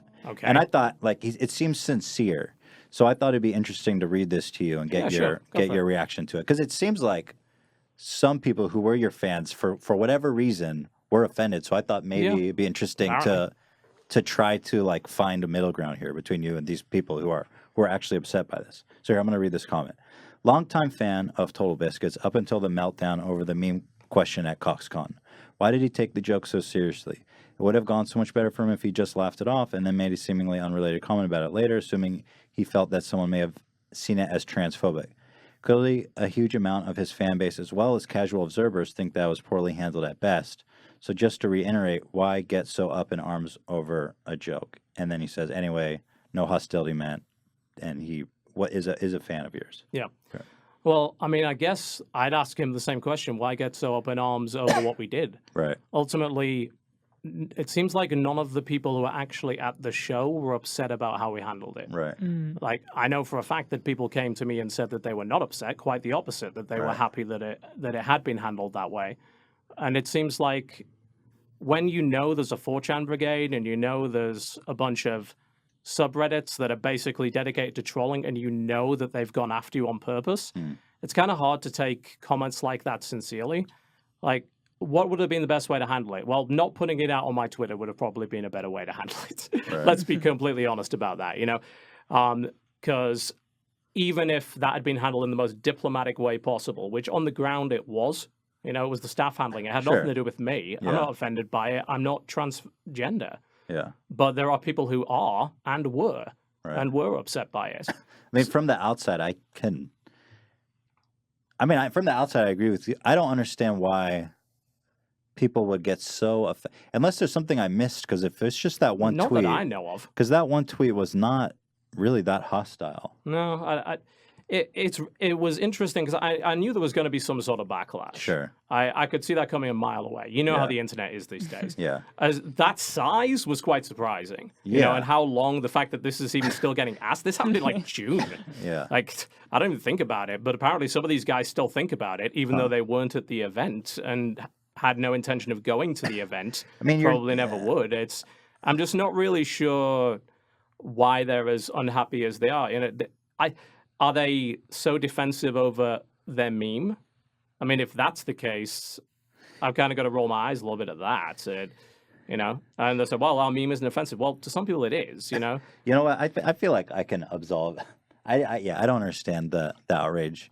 I mean, you were being It seems like- protective. Of yeah, the it people. seems like we're at the trying to end, be protective. your of the people who are at the intentions show. were kind. Your Yeah. intentions were good, and Yeah. it seems so minor. The It internet does is seem so minor. the internet is so annoying It's- sometimes. It's a little strange. You know, if I could go back in time and do that thing again, yeah, I'd remove the guy from the show 100%. Would I put it out on Twitter that we'd done it? Probably not. We'd probably just have tried to reassure people at the show later that had come to us and said they were upset about it. Yeah. You know, our concern at the time was this is the first time we've ever had any kind of trouble at CoxCon, and we want to make sure that people feel like this is a fun, friendly Right, place, sure. and they're not going to have any problems while they're here. So if let's assume this guy is a genuine, caring, big fan of yours who was like, man, Sure, he let's didn't. give him the good faith. He didn't handle that well. Like Yeah. I'm upset with the way he handled that. Like, what would you say to him? I mean, what I'd say to him is that the way that I handled it was an attempt to protect the volunteer staff that made the decision. That could not have handled any of the shit that came their way had they been the ones that were front facing on it. Right. Like, I didn't expect as much of a shitstorm as there was, and there was a shitstorm, Strange. but I've dealt with that before and worse. Right. I can handle that. Some guy that just signed on as a volunteer, if they got the both barrels of 4chan, they could not. And me being front facing on it, despite the fact that it was the whole staff that made the decision, was as an effort to protect them.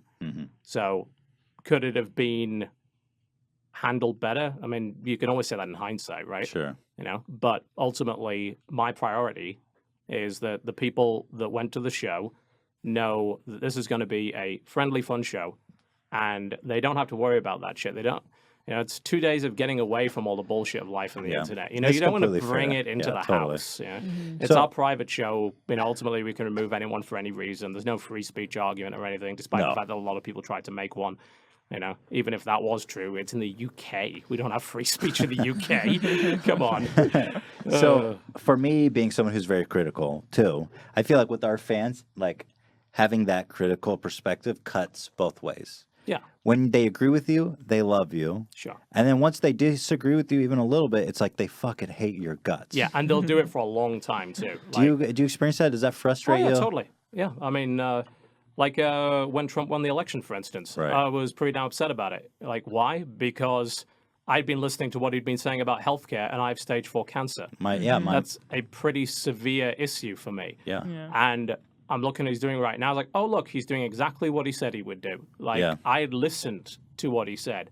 So the fact that he had got elected, that was like, what the fuck just happened in the world, right? Am I taking crazy pills? It's- What's happening? I've criticized Trump in the past, and it's frustrating because it's like you've watched me for years. You like me, you like my opinions, and it's like this one time you disagree with me, you can't handle it. Yeah, like that, because It's like it's okay to disagree with me here, and let's just move on. yeah, I mean, it's like I have to wonder if those people are friends with anybody who doesn't think exactly the same way they do, either politically or about anything, you know?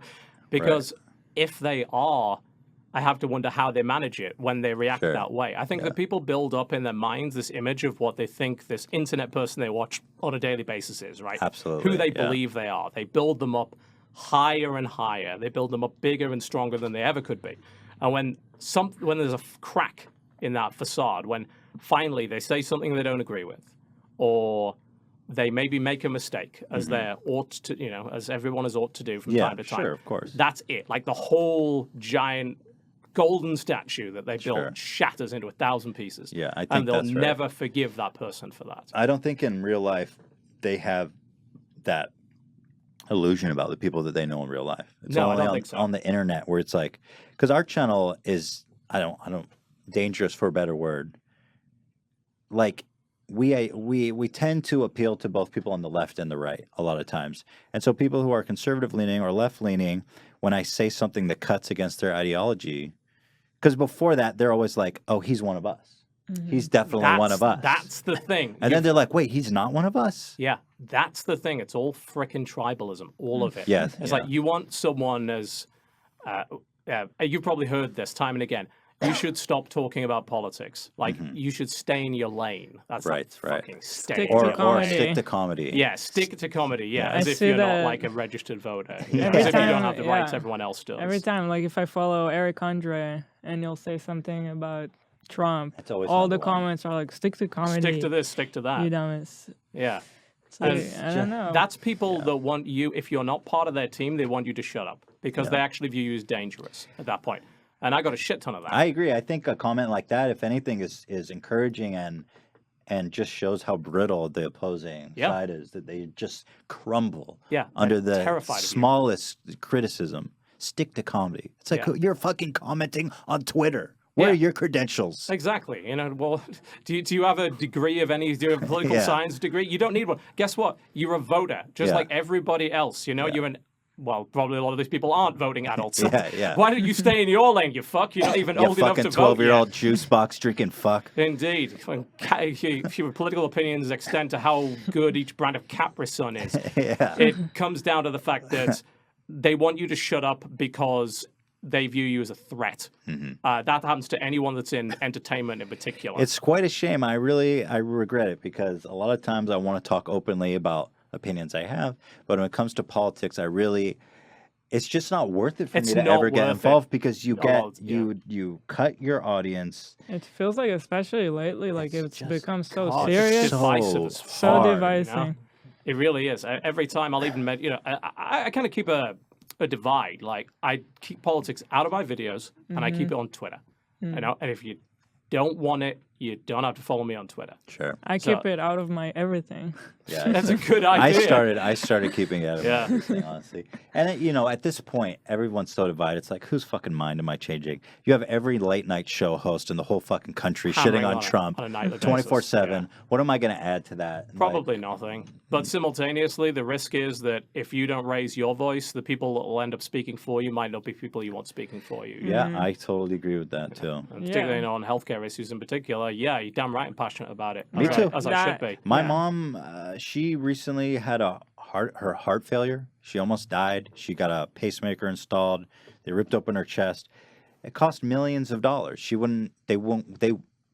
if what he wants to do passes, she will not be able to get insurance. And I'm going to be faced with the choice of letting my mom die or Or going bankrupting bankruptcy. myself. And that ain't a choice. You know, that's the thing people need to understand about healthcare is that when a company has the power of life and death in their hands, that ain't a free market anymore. You don't have any power as a consumer. You got nothing. They Right. hold all the cards, Right. which is why it's important to look at government's involvement in healthcare and say, you need someone as big and scary as the government backing you up. Because if you don't have it, no one else is going to do it. You have no Sure. power in and of yourself. Maybe you could help me, illuminate me, because I'm wondering. Like, I know that, like, generally I'm very left leaning, especially on the issue of healthcare. Right? Yeah. Like, I am a fan of Obamacare. It's helped my family a lot personally, and even me and Ela before we were making money. Yeah.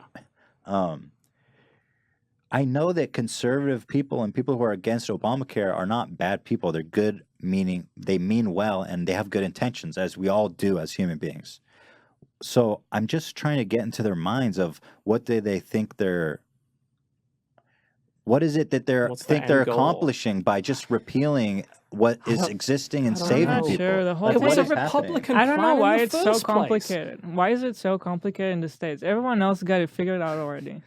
In Israel, I don't know. You just have healthcare. It's not that complicated. Most European countries, it's exactly the same. You know, in the UK, at least until lately, because the Conservative government's there is fucking with the NHS. Really? But, you know, there's an expectation that you grew up in the UK, you had healthcare. Simple as that. Yeah. Like, and they're messing with it in a big way, and that's dangerous.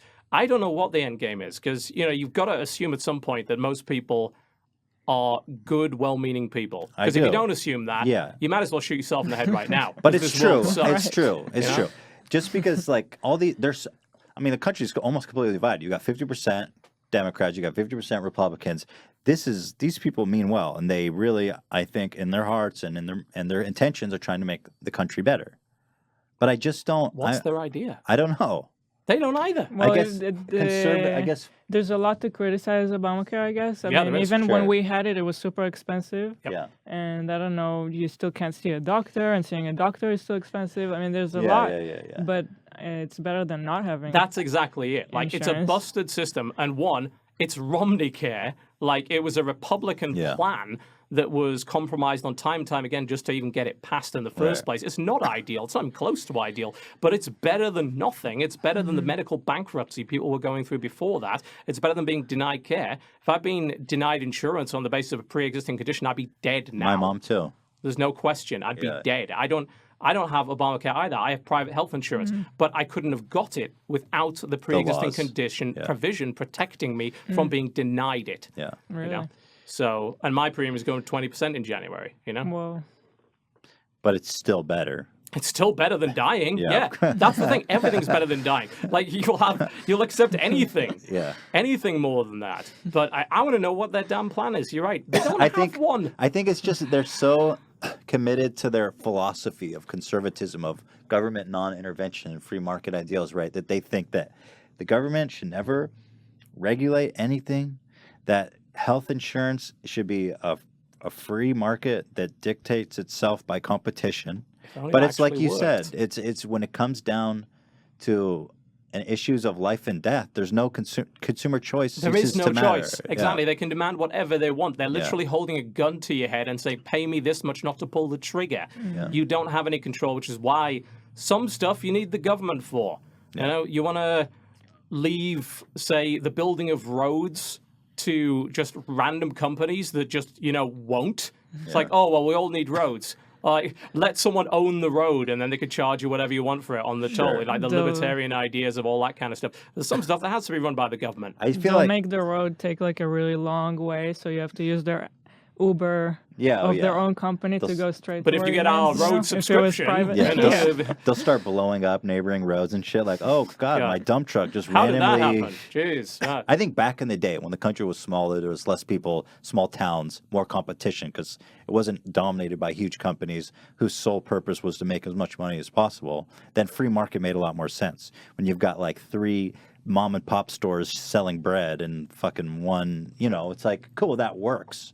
But when you've got like 5 insurance companies that are now colluding together, Of course they are. It's the same with the internet. I don't see how people can't look at the way that internet monopolies work in this country and not see that actually that's exactly how other things would go were allowed to go like that. That's how healthcare would go as well. Yeah. It's like where you have the choice of, you can have Time Warner or fuck you. You know, those are your two choices. Right. So Comcast, aka the Nazi Party reincarnated. yeah, I mean, I believe that's the technical term for them. Yeah, Yeah. it's the Latin. The National Latin, Socialist Party of Comcast. Yeah. So most people don't know the real name. You know, Yeah. it's back in the old articles of incorporation. Right. But yeah, I don't know. I think it's this American frontiersman attitude. You know, and I'm sure that you very much recognize that this idea of American individual independence back from the days of the Wild West, the days of the colonies. Like, other countries never really had that. So they never grew this idea of self-reliance to an extreme. Sure. Right. And it's like, well, self-reliance only goes so far these days. I forgot, I think it was Mark Twain who said it, or maybe Kurt Vonnegut. Every American is just a temporarily embarrassed millionaire. Yeah, that was the good thing. And that's why they vote against their own interests. Because, like, well, someday that's going to screw me over because I'm super rich and I don't want to be taxed, etc. So I'm going to vote in favor of that. I mean, look, like come on, guys. when Trump passes his tax reforms, I'm going to be wiping my tears away with $100 bills. Yeah, so am I. Because it's like I'm going to pass through S Corp. You know, my taxes are going to go down. I don't need my taxes to go down. Not really. I mean, they're actually fine. I'll happily pocket. Also, at what cost? Like, yeah, who's going to get screwed as a result? Right. Yeah. And by the way, that's the real question. We're not billionaires either. Like, we'll make a couple $100,000 extra a year, but you've got fucking Apple and Google and Facebook who are already offshoring billions of dollars, not paying taxes. Yeah, they're already hiding that shit. It's unbelievable how often that what happens. the fuck do I know? I don't know. It's all the giant fucking mess. But Everything's incomprehensible, I feel like, anyway. Like, I'll talk about this and I'll be like, oh, what the fuck do I know? well, and then a bunch of people say, you don't know anything And I'm about like, yeah, this. you're It's right. like, yeah, well, neither does any other voter, but Nobody they get to vote knows. anyway. Everything is so obscured. Information is like such a commodity that I don't know how to understand the amount of information How to process anymore. it. It's information It's kind overload. of like what's up.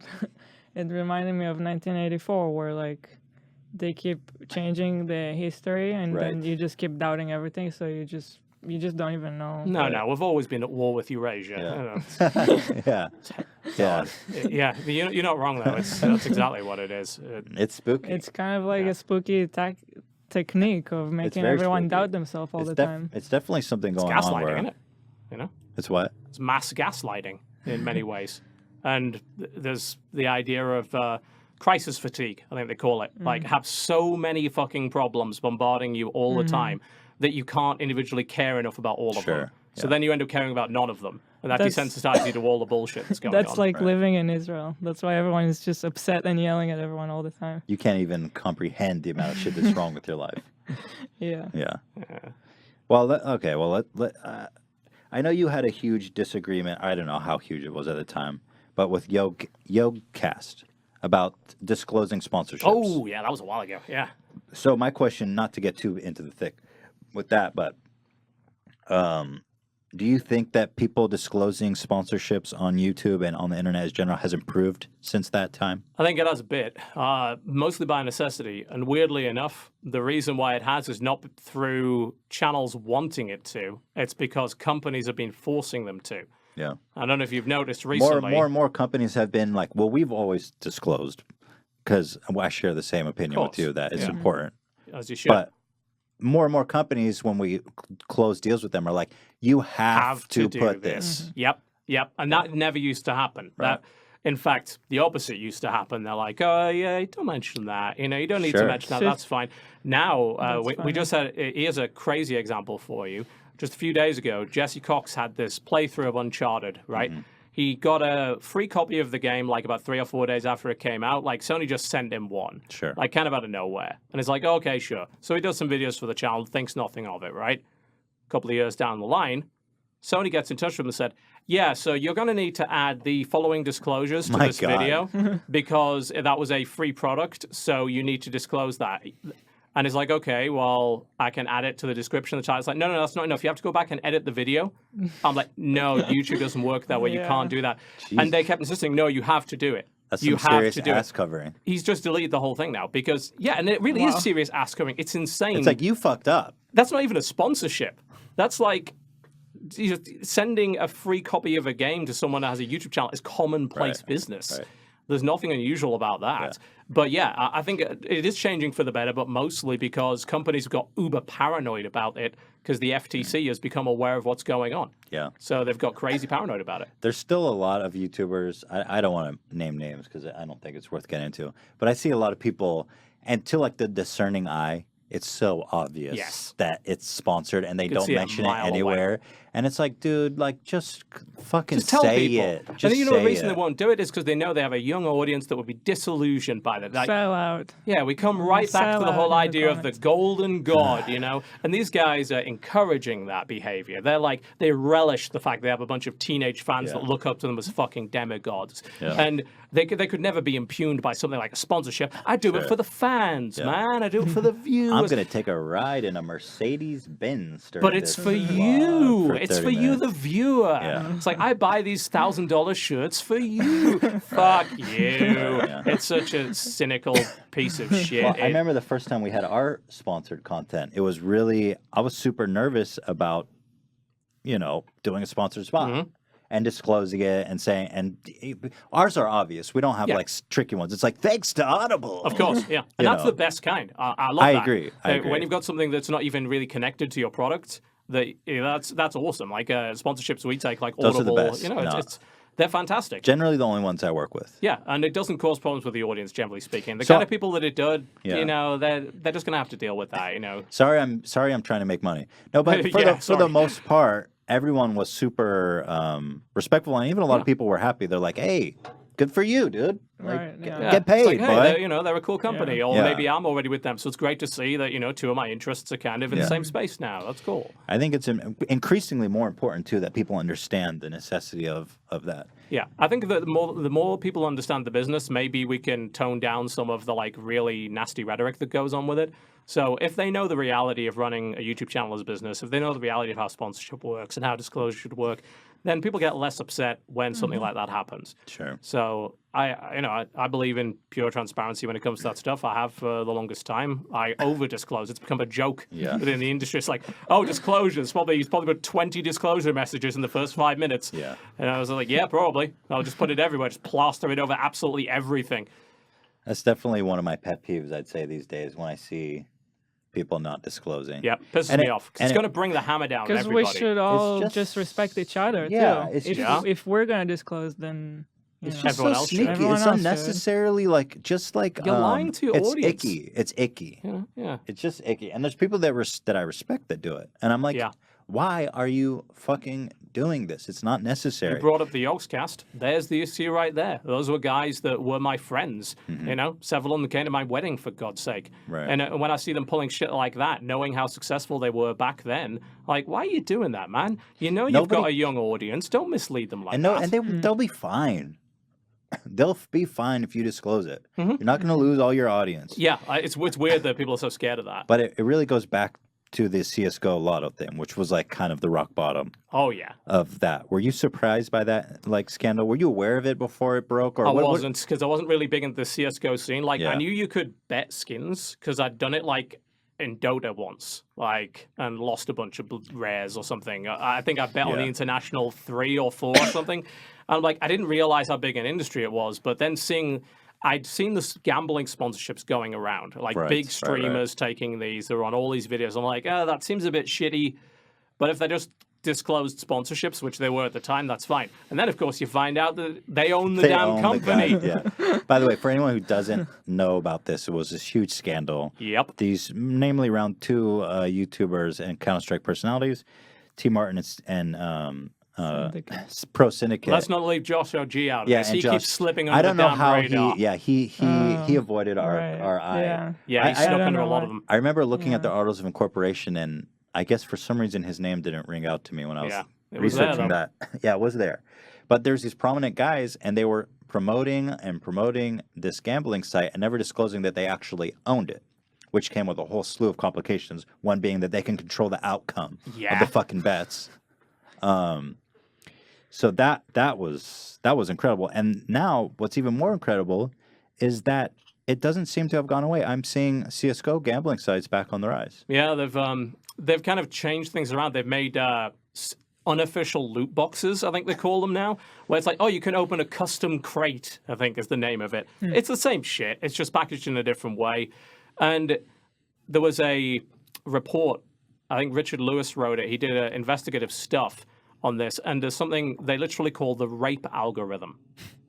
Yeah, classy shit, right?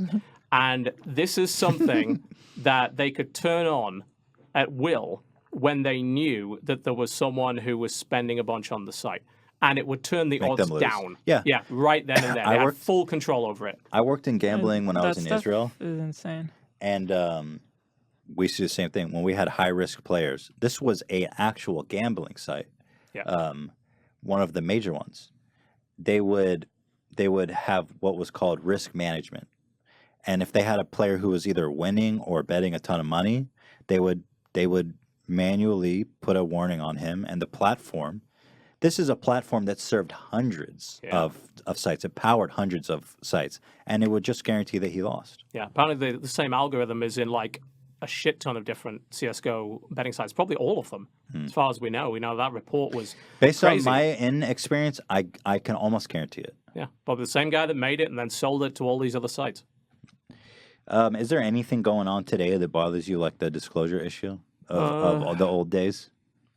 I don't know. I mean, I think it's still not as great as it could be. Like, we've gone through so much, and then we're still having issues with disclosure. That just makes me roll my eyes. Like, how can we still be having that as a problem? Right. And now we're seeing that it's had, the bullshit has had an effect. The adpocalypse is the result of a lot of things, some of which were outside of our control, and some of which weren't. And regardless of whether or not the reputation was earned, regardless of who directly was responsible or not responsible for it, YouTube suddenly got a reputation of being an unsafe place to put your ads. Right. And there's a lot of contributing factors to that, and that's built up over the years. And you look at all of these scandals, they're part of that. You look at all the bullshit, all the shitty videos, all the dishonesty, all the people that think, hey, running around screaming rape, rape, rape over and over again to an audience of 8-year-olds is an acceptable form of entertainment. That's fair. I mean, all of that is a right. factor, and it came to a head. Eventually, it would, and it Guess did. it was inevitable. Yeah, it was inevitable, and 2016, 2017 is when it happened, and we all got fucked. The thing that was shocking was like it was so much worse than I actually even thought. Because I always figured in my mind something like that would probably happen eventually, but it was so much worse than I thought it hit would you be. like a hammer in the shocking. face. Yeah. Yeah. But I mean, it was ultimately for the best. But I think that's a fair point. I mean, we flew too close to the sun here on YouTube. To No some rules extent, for so long. Yeah. I mean, you do still have to put some of ISIS the was blame. monetizing for fuck's Yeah, sake. ISIS was monetizing. That's insane. Yeah. You've got to still blame the advertiser to some extent there, because Yes. as you've said, time and again, and you're right, people advertise and sponsor some really offensive shit, and it's fine. Why? Because they know what their target market is. They know what the target demographic is. That's all advertising is about. Getting the right product to the right person. That's when it's worth money. Otherwise, it's worthless. You don't want to sell skincare lotion to a 65-year-old man. He doesn't give a shit. You want to be selling him blankets and bourbon, I guess. Right. The thing is that they could do a hell of a better job when it comes to targeting their advertising and understanding what these videos are and who they're for. Getting it. They're very far behind on that. And we're seeing some companies, they do get it, like Audible, great example. Yeah. That's the kind of company that they got on board with podcasts because they realized this was how a lot of young professionals are consuming entertainment these days. Right. Perfect match made in heaven in terms of advertising. Yeah. More companies need to be doing that. Yeah, the podcasting sphere has really marketable. Yeah, I think just because it's generally professional to a degree. Yep. You know exactly what you're getting. And But it's interesting in a way. I feel like, we can talk about anything. Like, it's not really... but it's like more traditional media because they are sponsoring our show and us, and they know us. I They guess understand your content. the format is predictable, so there's no much surprises. Right. I guess. Yeah, they know you're a known quantity to them, and they knew what they signed up for. The problem with YouTube is there's so much content coming out every day that people don't really know what they signed up for, do they? Yeah. That's how it was. Yeah. And I think YouTube have to accept the blame for not tightening that ship sooner before we all got fucking killed because Yes. we're running ISIS Yeah, exactly. Allowing those ads to run in And- the first place. You apparently have all this machine learning. You have all of these bots and algorithms, and you let fucking that Google. through. Yeah. Are you kidding me? The And- biggest ad provider in the world couldn't handle that shit. Right. It's unbelievable. Yeah, I to me. agree. And on the other hand, and like you said, you blame the advertisers. I mean, I made this video recently.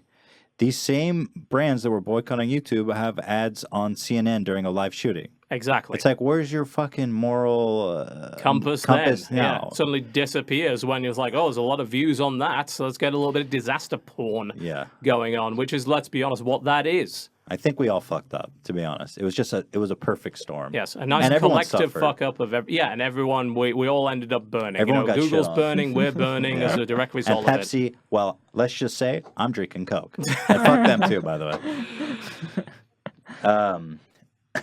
I guess the one final, one other thing was, I guess you probably saw Video Game Donkey's video about he had a fiery criticism of game journalism. That he did, yeah. Well, how did you feel about that video? I guess, and just to set it up a little bit for the audience, he basically, his main criticism against them was that their rating system was just complete bullshit. You'll say the game was awful, I hated playing it, and then you go to Metacritic and it's got like a 75, and it's like, what is even the point anymore? That was one of my big takeaways. Like, what did you think about his video? It was one of my big takeaways as well. I've been against scores since the very outset. I've never given a score in my life, and I never will.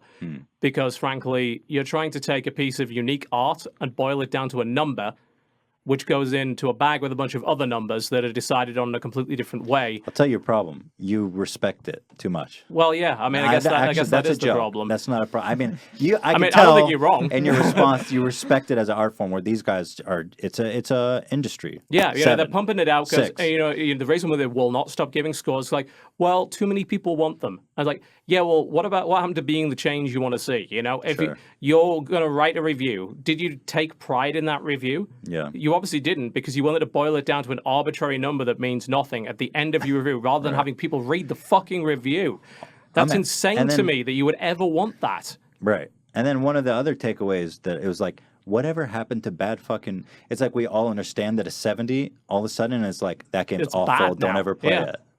Yeah, whatever happened to a bad AAA game? Because they certainly exist. They don't exist anymore. Apparently Yeah, not. yeah. They disappeared into the ether. Like, I think Donkey in many ways was completely on point, and a lot of the very defensive responses that came from a lot of the old media in regards to his video showed that they knew. They know what's going on. Yeah, definitely. They're just protecting their business. They're protecting their own. That's all they do. They circle the wagons every time.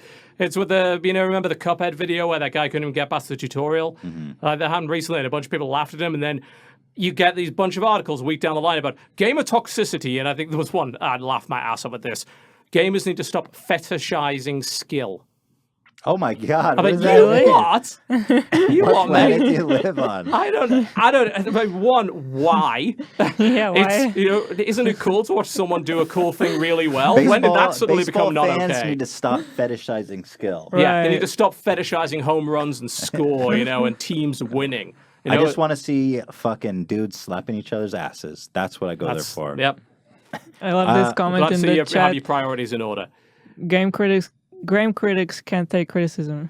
I mean, there's a degree of I- that. I get that every day as a criticism of me, and I don't blame people for throwing that at me. I think there might be a kernel of truth to critics generally have a hard time taking criticism.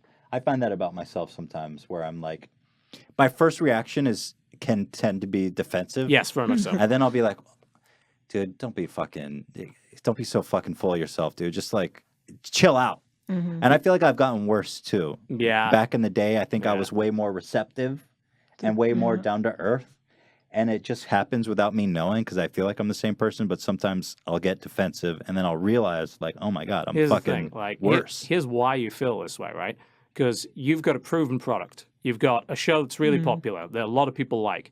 You've made a business out of it. You've got a studio. You clearly see the objective results of your success, and that success came from you doing things the right way. Like, that is proof positive that what you are doing is the right thing. So when someone comes along and says what you're doing is the wrong thing, your immediate reaction is like cognitive dissonance. Like, you can see clearly in front of you that what you've done is the right thing, but there's a part of you saying, oh, I should listen to criticism from this guy, but he's saying I'm doing the wrong thing, but how can I be doing the wrong thing if all of this, you know? Yeah. If 3 million views here, 5 million views here, successful podcast here, successful t-shirt line here. And I think as a critic in particular, you spend your days thinking of ways to give better criticism and to do it in a way that is informative, to do it in a way that can look at multiple points of view and try and step out of your own shoes and maybe look through a different perspective, a different lens. And you try and do it in a way that's not just designed to upset somebody. And then a lot of these guys come along and they don't know how to do that because criticism is a skill, something you could learn how to do. Critical thinking is a skill, something you have to learn how to do. And a lot of these guys are actually really bad at criticism. They come along and, you know, if I come along and call you a piece of shit, is that a good critique of your videos? Yeah. It's not a valid critique of anything. It's not even a valid critique of you, let alone, because I didn't even justify what I just said. Why? Yeah. That's the answer. Why am I a piece of shit? I'd like, can they even come up with an answer for it? More often than not, you ask them that question, they have no answer. Or their answer's bullshit. It's like, well, 8 years ago you said this. I'm like, did I? Where's the evidence of that? And then they go silent. Like, they have this idea in their mind, they just want to lash out at you and they just want to say their piece. And that's more often not what it is. I've got this, you know, a few years ago I turned the comments off of my videos, right?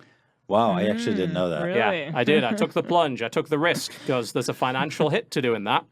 YouTube does not like you doing that. Really? Yep. Yeah. You mean in less views? Yep, less views. It hits your SEO, basically because you're turning off a form of engagement. Sure. So you know how you can get hit by that. You know, that's the reason why if people don't know that you ask for likes and favorites and subscriptions because those are their engagement data points that YouTube likes to reward you on. So essentially, you're just like, I don't.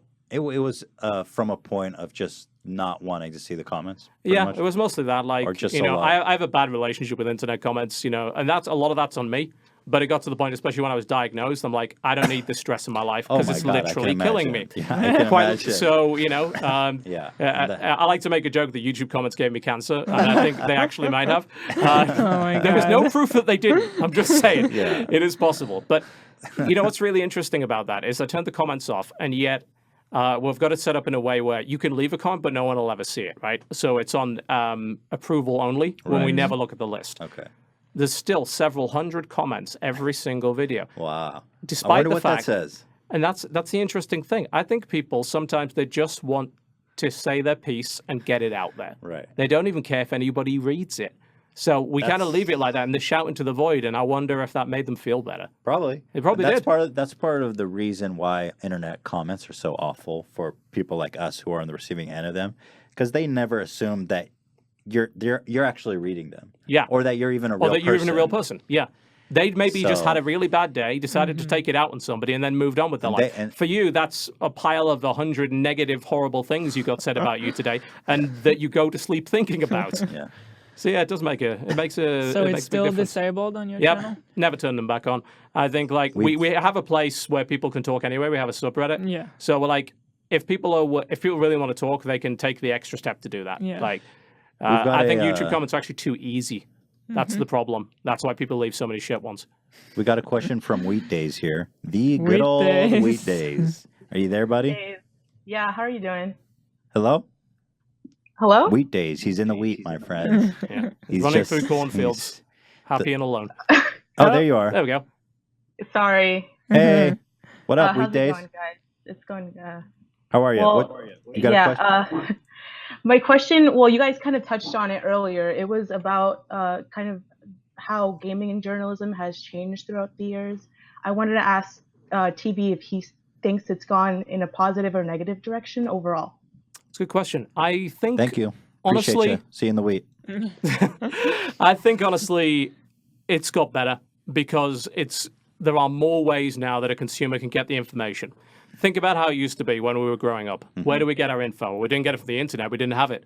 We had to buy a gaming magazine. Yeah. Guess what? Half the gaming magazines were owned by the people who were making the games. Right. Made Nintendo Power. Was there ever a bad review of a Nintendo product in Yeah. Nintendo Power? Of course there wasn't. They're like, man, this Mario sucked. God, dick." yeah, it's like totally crap. Yeah, it's also guy who's working the cubicle next to me, who's literally the Nintendo office. Yeah. It's got so much better because we have so many different ways to do it. And if you find someone that you're not a fan of, you can go and find somebody else. We're like almost spoiled for choice, and you can experience it in different ways.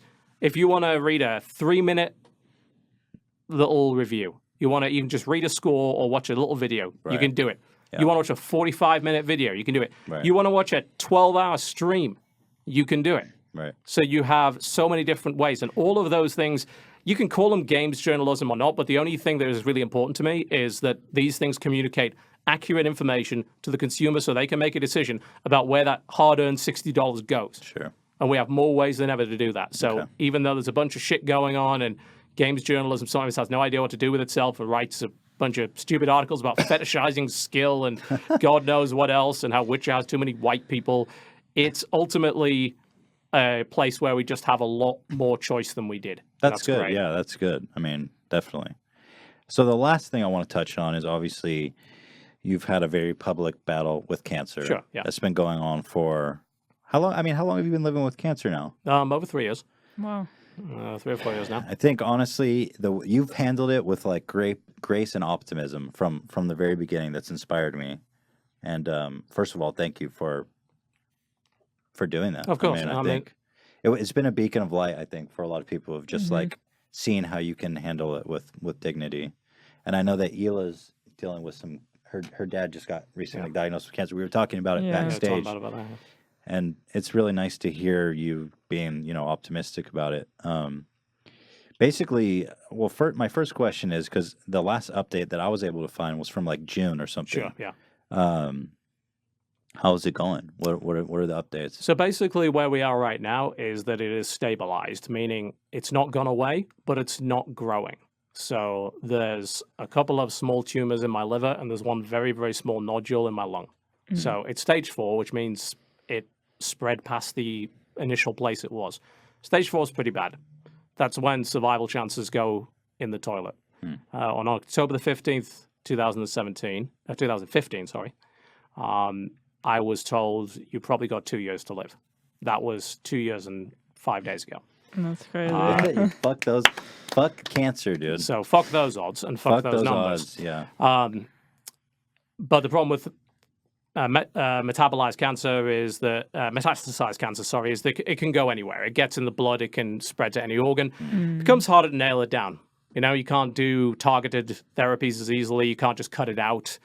So it being stable at this stage is very, very good because it means the therapy works and it's continuing to work. And I have fairly minimal side effects. Still got my beard. Still got my You look tash. good. I mean, Yeah. you don't look like a guy who has cancer. No. Yeah, I'm being honest. and last year I Crazy. sure as hell did. There was people were asking. I don't know if you know, I did a voice back for StarCraft 2, and the photo they gave for me for that was in black and white, and people were like, "Did he die? Is that why they made it black and white?" But no, I looked terrible in that photo, but.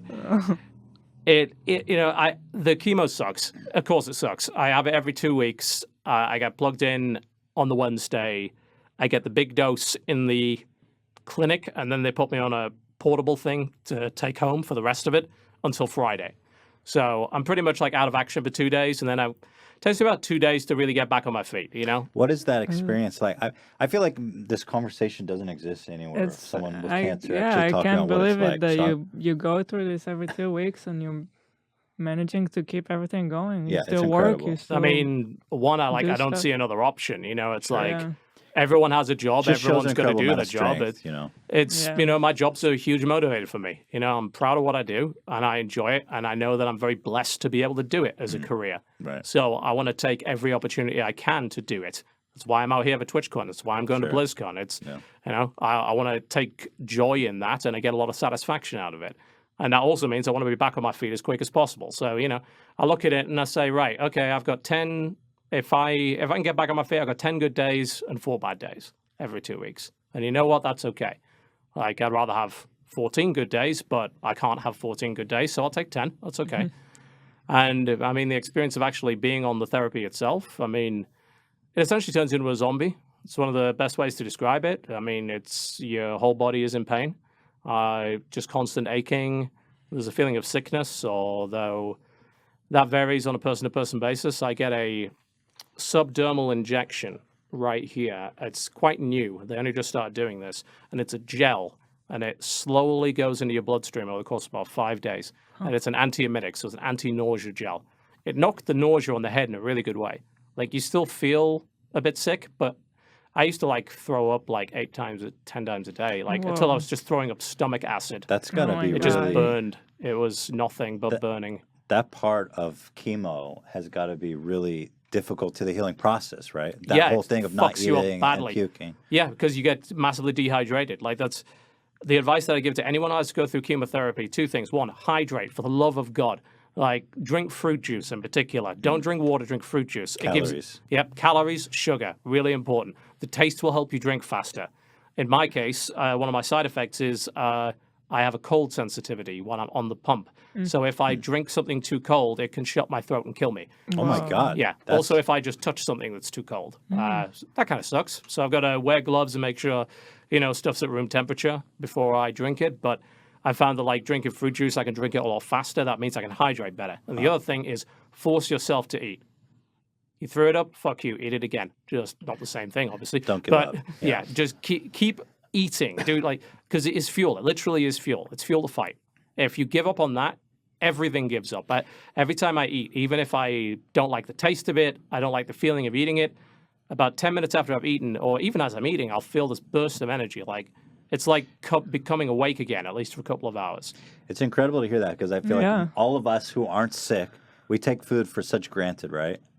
And also, it's the most basic thing that you can think of. You gotta fuel yourself to continue. Right. It seems so going, obvious so, yeah. until your body is screaming at you not to and telling you, I'm going to throw that up if you do that. And you're just like, no, you're not. I'm going to eat it. And if I throw it up, I'm going to cook another thing and I'm going to eat that until something stays down because you need those nutrition. You need that nutrition. If you don't have it, your recovery is going to get longer and longer and your immune system is going to just collapse, I have a surprisingly strong immune system. I should have no immune system by now. My immune system's fine. It's taken a bit of a beating, but it's fine.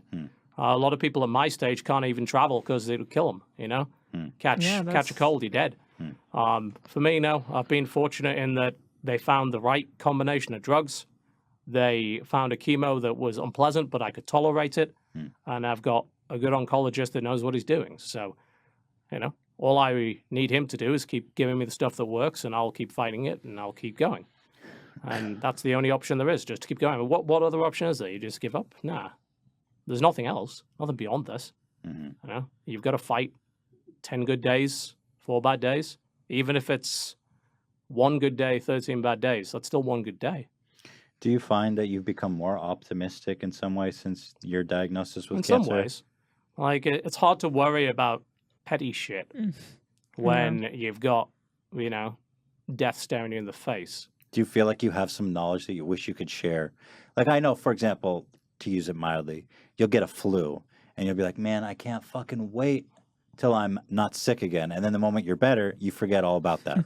Is there some kind of feeling that you're always having like that you wish you could just share, that you wish everyone could appreciate and feel? Is that something? I mean, think of chemo as getting over the worst flu of your life and feeling like you were not a real person while you had it. That sounds awful. Like you're a zombie, even trapped in your own head sometimes. Like, think about being so tired that you can't watch Netflix because it's too exhausting.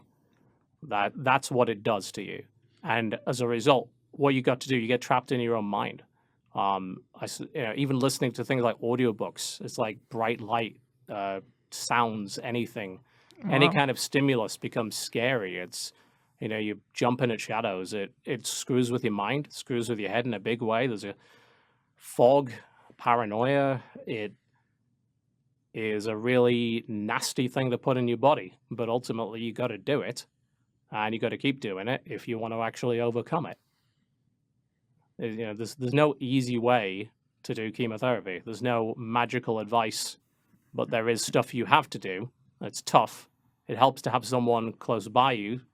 Helps to have someone like my wife that will push me to do these things, that will say, you've got to eat, you've got to drink. I don't care what you think. Eat the fucking food. Yeah. Having somebody like that, having that kind of support system is essential. I don't think I'd be alive if I didn't have that. God bless her. Yep, indeed. Well, that's really inspiring. Well, like It's I said, brutal, man. It is what it is. You play the hand you dealt. You do Yeah. the best you can. You don't give up on it. You know, it's because it's not just giving up on your life. It's giving up on everyone that's ever been touched by what you've done. It's your friends, your family, your pets, for God's sake. You know, you want to be there for them. Mhm. Like, they deserve to have you there for them. Mhm. And the only way that that's going to happen is if you keep fighting. And it's possible. Like, fuck these statistics. They don't mean anything. If you don't like the statistics, change the stats. You know, live long, outlive it. Just keep going, because science is fucking amazing. And they come up with new stuff every day. They come up with new treatments all the time. Do you think that chemo will be looked back on, and hopefully as soon as 10 years, as this, like, almost like how we used to electrocute people with Yes. mental illnesses? It'll be looked like as leeches. It'll be barbarism. Yes. Because we're killing the patient and hoping the cancer dies faster. Right. Yeah. It's not a great way to do things, but it's the best thing we've got right now as a general first line of defense. It's not the only thing. And people should be aware of that, you know? If chemo fails for us, I have a neighbor, she's had stage 4 cancer for 20 years. That's She's incredible. currently doing immunotherapy, brand new immunotherapy. She's doing really well on it. Like, the tumors are shrinking. She had cancer all over her body. You'd be shocked by what is out there or what is being developed right as we speak. That's awesome. And all you got to do, as someone that has it, is to give those guys a bit more time. Give them as much time as you can give them. And that means putting in your effort and surviving. Right. Right. Simple as that, really. Is there a organization that we can donate to that you in particular hold in high interest that's worthy of people's money? I mean, there's quite a few. What you got to watch out for with cancer in particular, there's a few that are not a good idea. Like, I always get upset in October because it's Breast Cancer Awareness Month, and a lot of the companies donate to Susan G. Komen, Right. which is a terrible organization. They waste money on awareness raising. They waste Sure. money all over the place. They don't We need give research. to research, and they sue other charities. Whoa. They're a disgusting organization. Go God, read them. what? Fighting in the Horrible. name of cancer. Absolutely Wow. horrendous. So where do we send money? it's like, yeah, you can send money to a local research hospital. You'd be surprised Really? how helpful that can be. You can donate directly to your local research hospital. Look up LA, like I would, if it's me, just LA Cancer Absolutely. Institute. Boom, here's my Yeah, money. there will be a link to donate to them. Like, 'Cause I that's always money wonder- going directly towards the fight. You've got these huge organizations like American Cancer Society, Society yeah. or whatever, and I'm like, if I give them $5,000, Where's it going? Where's that money going? Yeah, it's always good to look on Charity Navigator. You know, it's a very good site for figuring out where the money's going, and look at the breakdown. Look at how much is going to research versus administrative costs versus awareness. As High far on as I'm concerned, it research. should be going to research. Right. Awareness. For some cancers, it's People quite know about important. cancer. Yeah, I mean, people, they do. There is We're some- good on awareness. Yeah, you know, there's still some things that We're would be painfully good. good I on would awareness. like to see there be a bigger push to get, for younger men, especially when they have symptoms, to go and get checked. This is what I said when I first got diagnosed. I had colon cancer. It's Yeah. embarrassing. You don't want to do it. And at this age, nobody thinks they've got We were colon talking cancer. backstage. It's like in America, they don't even recommend you get a finger up the ass until you're like 50. Yeah, Yeah. 50. Now, that wonderful experience at like 28 or whatever. But ultimately, yeah, it's fucking embarrassing. You know what's more embarrassing? Dying. That's pretty shitty. Yeah. Shitting yourself when you die. Maybe Some don't do people, that. I mean, some people even do it. Well, never mind. It's, yeah. But ultimately, people have to take their own health seriously. And if they see symptoms, for the love of God, please, if it's nothing, fucking celebrate the fact that it's nothing. Sure. And okay, you just went through some unpleasant shit. Maybe you got a colonoscopy or a finger up your ass. Big fucking deal. You're going to have it sooner rather than later. Yeah. It's going to have to happen. So you might as well get Finger it in the over ass with. or death? Yeah, pick one. I get fingered all day, boy. I think it's a pretty obvious choice. Yeah. So, I think that's actually really important to raise that awareness. yeah. I mean, Take your own health just seriously. go to the fucking doctor. I think we're all guilty of prolonging. We absolutely are. You know, it's like, but man, you got to take care of your shit. You do. Ultimately, I could have been in a way better position if I had. And I didn't. Because I was embarrassed. I Is fucked that right? up. Yeah. How long did you have symptoms but didn't go to the doctor? About a year. Really, a Yeah. year? Yeah. It's like, because there's a bunch of other explanations for it. And you always assume, oh, it's something else. It's my diet. May I ask what Or- symptoms, or is that too personal? Feel free not I to mean, answer. I told people about it during my initial video, you know? We're talking about shit like, weird colored stool and rectal bleeding. You know, the kind of thing is like you see blood and you're still like, oh, maybe I just had a raw steak, rare steak or whatever. Or You rationalize it away. yeah, I mean, I thought I had IBS. I thought I had maybe even Crohn's, or Sure. something like that. Yeah. Or diverticulitis. I didn't think I had colon cancer. Yeah. You always assume it's not cancer; it's something I'll else. be fine. Yeah, and then you prolong it. And you're like, you know what, this is uncomfortable. It's fine. And then you eventually like, all right, I'm gonna go find out if I have Crohn's or whatever. It's like, no, you have colon cancer. I'm like, well, that's shit. Yeah. Probably should have gone earlier, And anybody, if you have a symptom like that, don't fucking ignore it. Don't. Yeah, it's embarrassing. Get over it. Go to a doctor for the love of God. Save yourself a shit ton of pain later on. Right. Is there something about cancer that like you came to learn by being through it that most people don't know?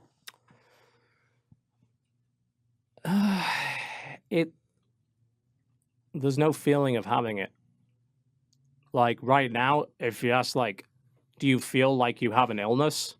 No. I mean, I sure. think that's what's really shocking to my dad. Like, he can't confront the fact that he's so ill because he doesn't feel. He it's has there. a really bad cough, Yeah. but when he doesn't, it feels looks normal. completely normal. Yeah, so. I don't know I have a tumor. Can't feel that I have a tumor in my liver or in my lung.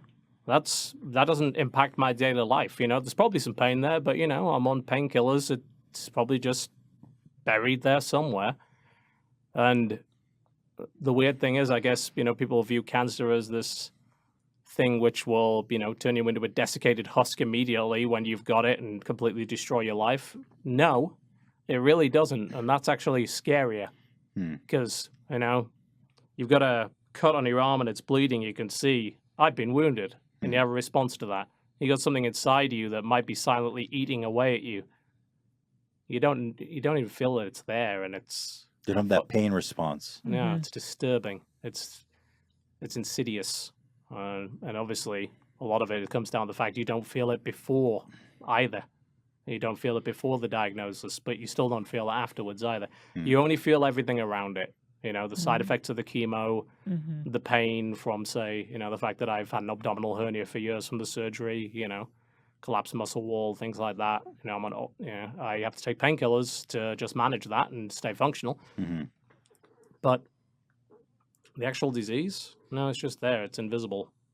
It's creepy as fuck. That is fucking weird. Do you ever feel like irrationally angry at your own body for trying to kill you? Totally. It's like, fuck off. Yeah, I mean, I think honestly that's quite healthy.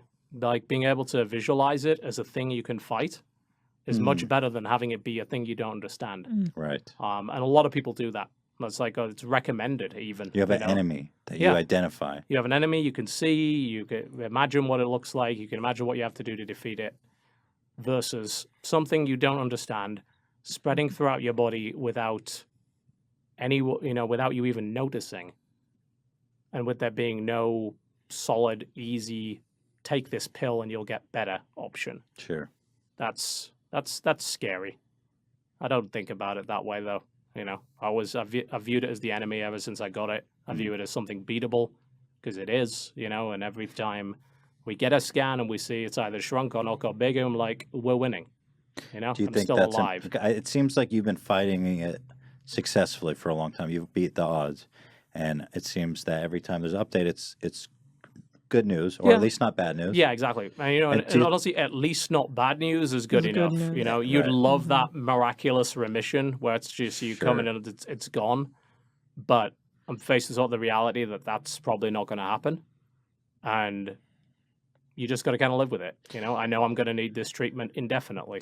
Do you think that kind of personifying it as the enemy has been one of the keys to your fighting it successfully? I think so. Mentally and physically. Mentally so important. It sounds like a cliche.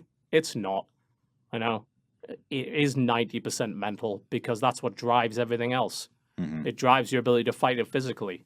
It drives your ability to rehydrate and to want to get better and to make sure you eat and fuel your body and all that sort of thing, to get up and not skip that treatment this way. It's like, I could not go in because I know it's going to hurt. And you'll be fine. But I'll go feel in. fine. Yeah, exactly. It's scary. That's the scary thing. You'll feel fine. I'll skip it and I'll feel fine. Yeah, and what if I just skip the next one as well? Like, that's fucked up. but you get up, I get up at 9 a.m. on that Wednesday, I go in, they do the blood test, and they get a needle and they plug it in right there, I can see. Yeah. Plug it into the port, goes in there, stays in there for 2 days. They rip it out. They taste the saline as they flush it, to make sure that it's clean. And then you do it all over again. And you've got to just keep doing it, because if you tap out on that, that's it. Because this ain't going to give up. This is going to keep trying to kill you. Mm-hmm. So you have to keep fighting it back. You can't just give it a break. Is there something? I noticed you saying something about like do you appreciate time in a different way? Because I something you said that struck with me is like I get 10 good days and 4 bad days, and that's enough for me. Do you have a different appreciation for time? Yeah, it was like when we were talking earlier about would I go back and redo a video or change the way that I criticize things. I think a lot of that came from that directly. Mm-hmm. It's like I can do a limited number of videos less than I used to be able to do. I can work less than I used to be able to do. I can play less than I used to be able to do. So let's make sure that time counts for something. And a lot of it is also, you assume at this age you've got, I've got 50, 60 years with the family. What if you didn't? Well, you don't know how long you've got. So, made me want to try and be a better dad. There's no doubt about that. I wanted to connect more with my stepson than I have, and I've been doing that. I wanted to connect more with my wife, make sure that we get a good, we get a good run out of it. I intend to be around when I'm fucking 100 years old. We'll be still bitching about video games, if I can be. But sometimes there might be something outside of my control that, maybe fighting isn't enough. Maybe that's just not enough to keep going. But if that's the case, then you've got to make sure that you spend the time you've got in the best way you can. And even then, it's not like it changes you overnight. Like, you still want to go read Reddit comments. You still want to go bitch at people on Twitter. Like, you can't change the habit of a lifetime. But there is something in the back of your mind that said, do you have something better to do? And maybe that does change you over time, I think. Well, thanks for sharing that with us. Oh, of course. And thanks for spending your time, especially here with us. I mean, I really appreciate it. I enjoy it. It's great to be out here. I get out here so rarely, As much as I love the greenness of North Carolina, sometimes the smog of LA is a wonderful place to go. Right. Yeah, for sure. Well, And don't forget to show your shirt.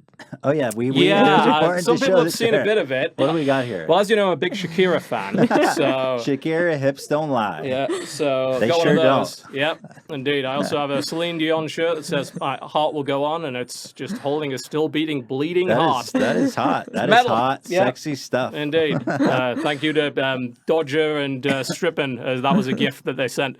They thought I'd like that. I'm like, yeah. I sent them a box of weird shit at Christmas, and then I sent them another box as their wedding gifts. It included like 17 rubber ducks and 7 yodeling bacon models. So I think this is probably, I wouldn't say it's revenge for that because I really like this shirt, but yeah, thanks to them for that. It was a nice, thoughtful gift. Yeah, they know what I like. Well, once again, I think you've done a lot of good, and you've inspired a lot Hopefully of more us. than bad. And I think I really appreciate you. And thank you for coming in and sharing my your pleasure. experience Thank with you. us. Thanks It's been for great. coming. So, thanks for watching, everybody. Appreciate you. Ta ta.